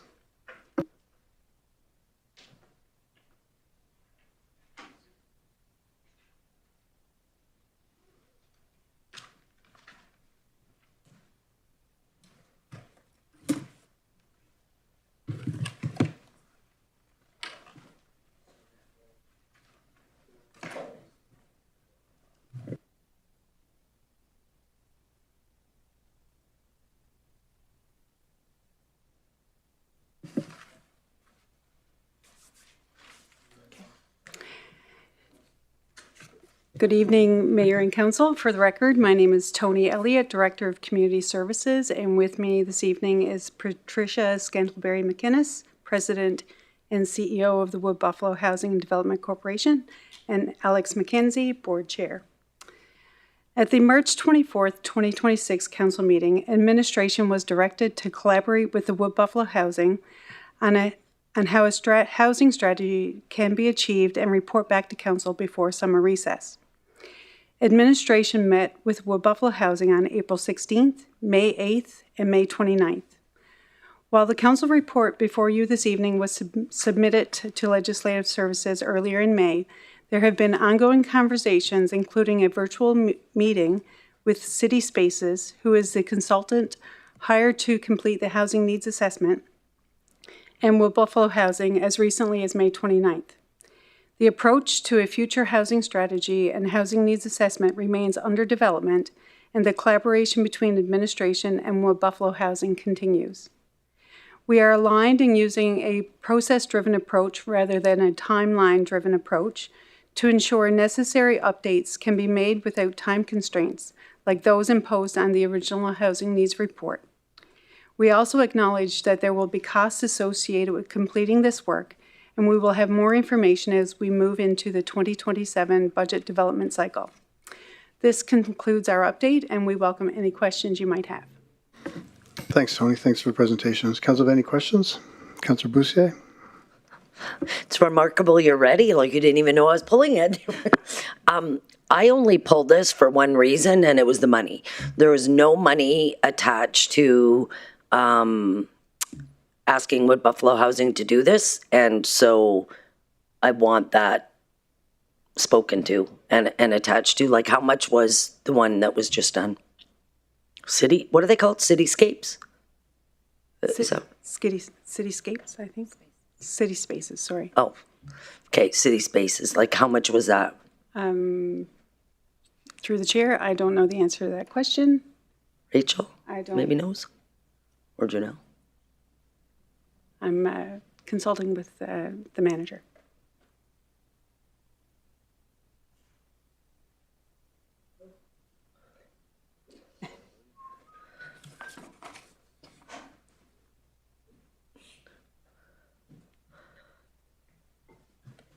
Sorry, through the chair to Councillor Bussier. I believe the contract value was around 100,000. Okay. So, tonight it was being accepted or presented for information, but there was nothing in there. So I just wasn't clear, like, what happens from here. We're asking them to do it, but I want to make sure the money's attached to it. Through the chair, that is part of the ongoing conversation, and not only how much it might cost, what the internal resources, whether it's going to be internal or consultant. I don't think we've gotten that far. I don't know if Patricia would like to add anything to that. Wait, internal who? Like what, Buffalo Housing? Through the chair, correct. Well, you wouldn't have randomly at some given year the capacity, right? I wouldn't think. Through the chair to the question, we did receive an update for City Spaces to complete the work that we need done, and that was approximately $170,000. And for us to take this on, we're thinking we would need another additional staff member, plus some money for travel for the engagement sessions. So we're thinking another $180,000, so a total of $350,000. To do this study, like deal with this study? Yes. That was already done? Yes. The next one's due in 5 years, correct? You're saying every 5 years, right, Tony? Through the chair, that is the housing needs assessment. That is the requirement for every 5 years. So are we in a position or something like, why wouldn't we just finish this up this year when we've already invested? So through the chair, just for clarity, the housing needs assessment is complete and submitted to the other levels of government who required that report. So that is complete. So what's ongoing discussions with Wood Buffalo Housing is what a housing strategy might look like. whether it fits within their current mandate, which we understand it doesn't. They're working more on an affordable housing strategy, whereas the long-term vision is that they would complete the next housing needs assessment, which would be around 2030. But if I recall correctly, I believe you were all online. I didn't know you were online. You were online. You had some concerns with the housing assessment that's been done. Cityscape? No. City Whatever they are. spaces, yeah. Cityscape? City spaces. Spaces. No, not today. But you had some concerns, right, Patricia? You had. Yes. Yeah. I'm not understanding what the 300,000 is for at this point. Is for the development of the actual strategy? So it is the development is to complete a process-driven assessment. So the needs report was timeline-driven. It was built for a specific purpose. Completely understand that purpose was met, but in order for us to build a strategy from that report, it has to be process-driven. It also needs to include certain data, which it currently does not include. So it has to be updated. So some of the what data is missing, in your opinion? The 2025 municipal census. No, I realize that. I was just wondering about it, trying to think in my head Yes, the and then differences between the data. There also needs, in order to develop a strategy, a lot of the data needs to be tested. There needs to be further discussions, more collaboration, more stakeholder engagement than what was done, because it was really a very short timeline to develop a needs report where you can then build an appropriate strategy. So the 170 will not only update the report, but help build the strategy. Internally, we don't have the resources to dedicate to a consultant. No, of course you don't. Right? So we're looking for an additional resource who would report to one of our directors in the office to get this work done. So this would be like contract work, though. You're not looking for a long-term employee. You're looking for an employee to complete this project and then move forward. Yes. So you guys are going to work this out in terms of building it into the budget, or you apply for the CIP or whatever the case may be, but you guys will figure it out for the funding model? Through the chair, that is part of the conversations that we're having, yes. Yeah. I don't know what our parameters are, but if it went through CIP, there has to be an ability for it to be like bypass the committee. Like it needs to be approved. It needs to be a guaranteed approval. So you guys can just do a separate contract? Through the chair, as a subsidiary organization, they already don't go through the CPAC. They go directly to council. But they don't apply for anything, right? No, they don't now, but if they do, they would follow under that stream. The subsidiary? Subsidiary? Okay, perfect. Thank you. Did you want to say anything? Just no. No, it's just you get up there, I remember that, and then you don't get a chance. So I just want. All right, thank you. Alex talks enough. I just want. The tomato plants are doing awesome, by the way. Let your wife know. Thank you so much. There you go. You got to talk. Does Council have any other questions? I'm not seeing any. Thank you all. Can I have someone make the motion?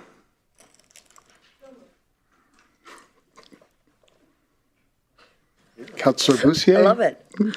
I move that administration be directed to support Wood Buffalo Housing and Development Corporation's timeline to complete an affordable housing strategy in 2027, and that, where'd it go? That council mandate, could somebody stop moving that? That council mandate Wood Buffalo Housing and Development Corporation to conduct future housing needs assessments every 5 years beginning 2030 and provide completed reports to the Regional Municipality of Wood Buffalo. I'm going to add one. And that administration be directed to provide the funding support necessary to do this. It's not in here, and that was the whole point of me. So let's get her on record. The funding support necessary to complete the strategy and subsequent housing needs assessments. You got that, Jade? Because I just made that up on the fly. Good job. Thank you, should Councillor have been in Boussier, there. and thanks for a second, Councillor Van de Castians. Councillor, any other comments, questions, debate points?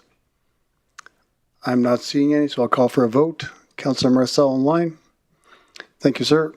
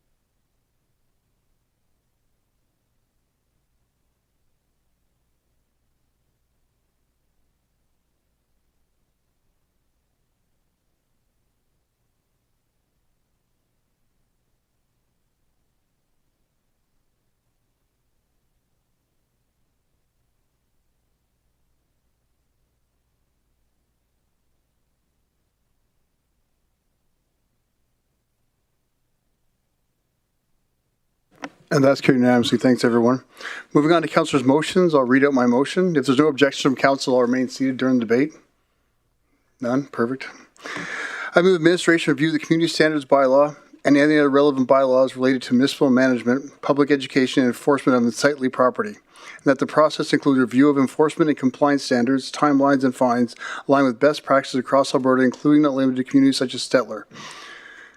That administration report back to council with any recommendations, including possible tighter enforcement timelines and more significant fines and or penalties for non-compliance related to unsightly property.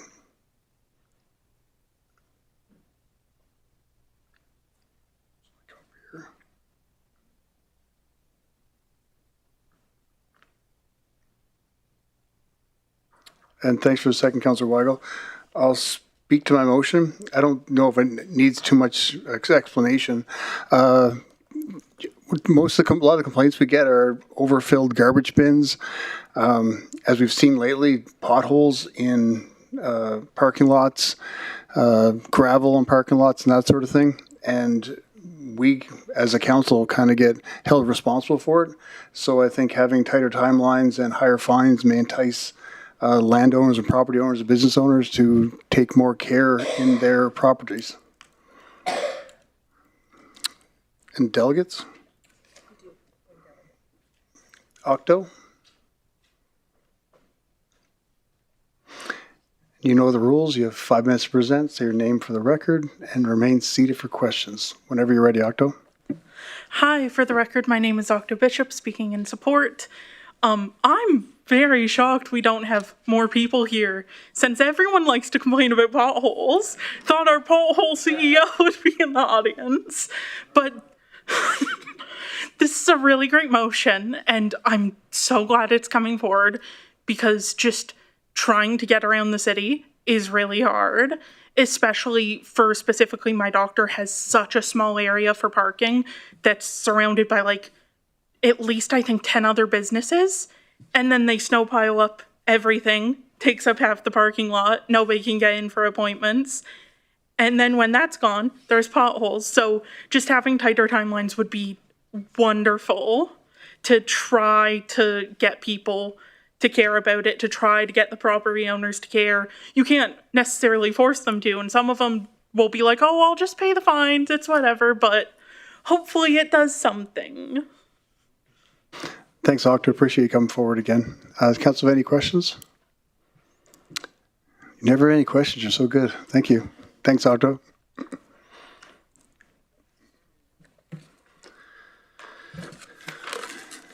And fresh questions, debate points from Council. Councillor Van de Castian. Your light was on earlier. Just so excited. Why benchmark on Stettler specifically? My mic wasn't on. So I looked at a bunch of different communities, what the bylaws were, and Stettler seemed to have the one that was what I thought was one of the more closest ones what I think we need. They have a tighter timeline, higher fines, and basically the municipality there, they go and fix it. If you don't fix it, they send them the bill, is what they do. And that's where I picked Stettler out of it. Those three things, the tighter timelines, higher fines, and they go ahead, the municipality there goes and fixes it, sends them a bill afterwards, and puts it on the tax roll if they don't pay it. So that's why I picked Stettler. But there's a lot of other communities that have good bylaws as well, and I'm sure we can come up with something even better here. Go Stettler. And I'm with Octo. I'm surprised we didn't have something already. And just a quick point with the community standards and kind of where this is going. Is the intent to also develop somewhat of a rural standard? We do have some junkyards and some dumpsters Well, I think out there. it's be across the community. Yeah. Yep. And it's the same, that community standards bylaw, so it could be the grass, it could be garbage, anything at all. Loves it. That's all I got. Thanks, Councillor Van de Castian. Councillor Vardy? Thank you, Mayor Bowman. Great motion. I think that there is also a need for collaboration with some of our local business organizations like NABA, the Fort McMurray Chamber of Commerce, the Construction Association, those ones with close connections to the owners of the businesses. I think during this, if we can connect with them and strengthen some of this new updated policy when it comes to council. Absolutely. And I'll leave that to our communications to do that, but I think you're right. Chamber, NABA, Construction Association also be involved. Councillor Boussier? Thank you, Mayor Bowman. If I've learned one thing from Dawn, it's timelines, and there's no timeline on when this is being brought back. There's not. What's that? There's not. Can we? We can add that. No, there's no reason. We can put it on there. I would say. Look, Dawn's proud of me. Thanks, Big Daddy. I don't expect it back before summer vacation, but I would hope we'd have it Q2, something back. Q2? That's the end of this month. Yeah, Q3. Q3, so the end of September? Yeah, in the fall. Okay, thank you. Thank you, Councillor Boussier. Councillor Scott? Yeah, good job, Councillor, on that catch. I would just ask administration to consider the appearance of the municipality generally, some of the littering issues and whether that needs to be addressed through further action. And obviously the potholes have already been mentioned by the presenter, so well done on that. I think it's driving everyone crazy. And I would just encourage everyone to support the motion. Well done, Mayor. Thank you, Councillor Scott. And this might be an opportunity just to thank administration for the extra effort in cleaning up Highway 63. Administration all leaned in heavily here to support our community and did a really great job of cleaning up Highway 63, which is outside of jurisdictional responsibility. So a big kudos to them. So thank you. And you and Director Smith both killed all my thanks to everybody at the end of the day. So great job. Councillor Scott? Just the CAO. Just if you could remind everybody whose jurisdiction that is, that we ended up cleaning. We have another one on the province that we've taken care of here in the rmwb. So thank you. Thanks, CEO. Council, there's no other questions, comments, or debate points. I will call for a vote in favor online. Councillor Marcel, thank you.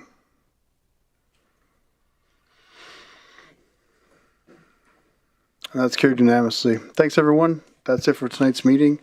Marcy Cho, Kinnamuscumpton, thank you, and have a good evening. We'll see you next Tuesday.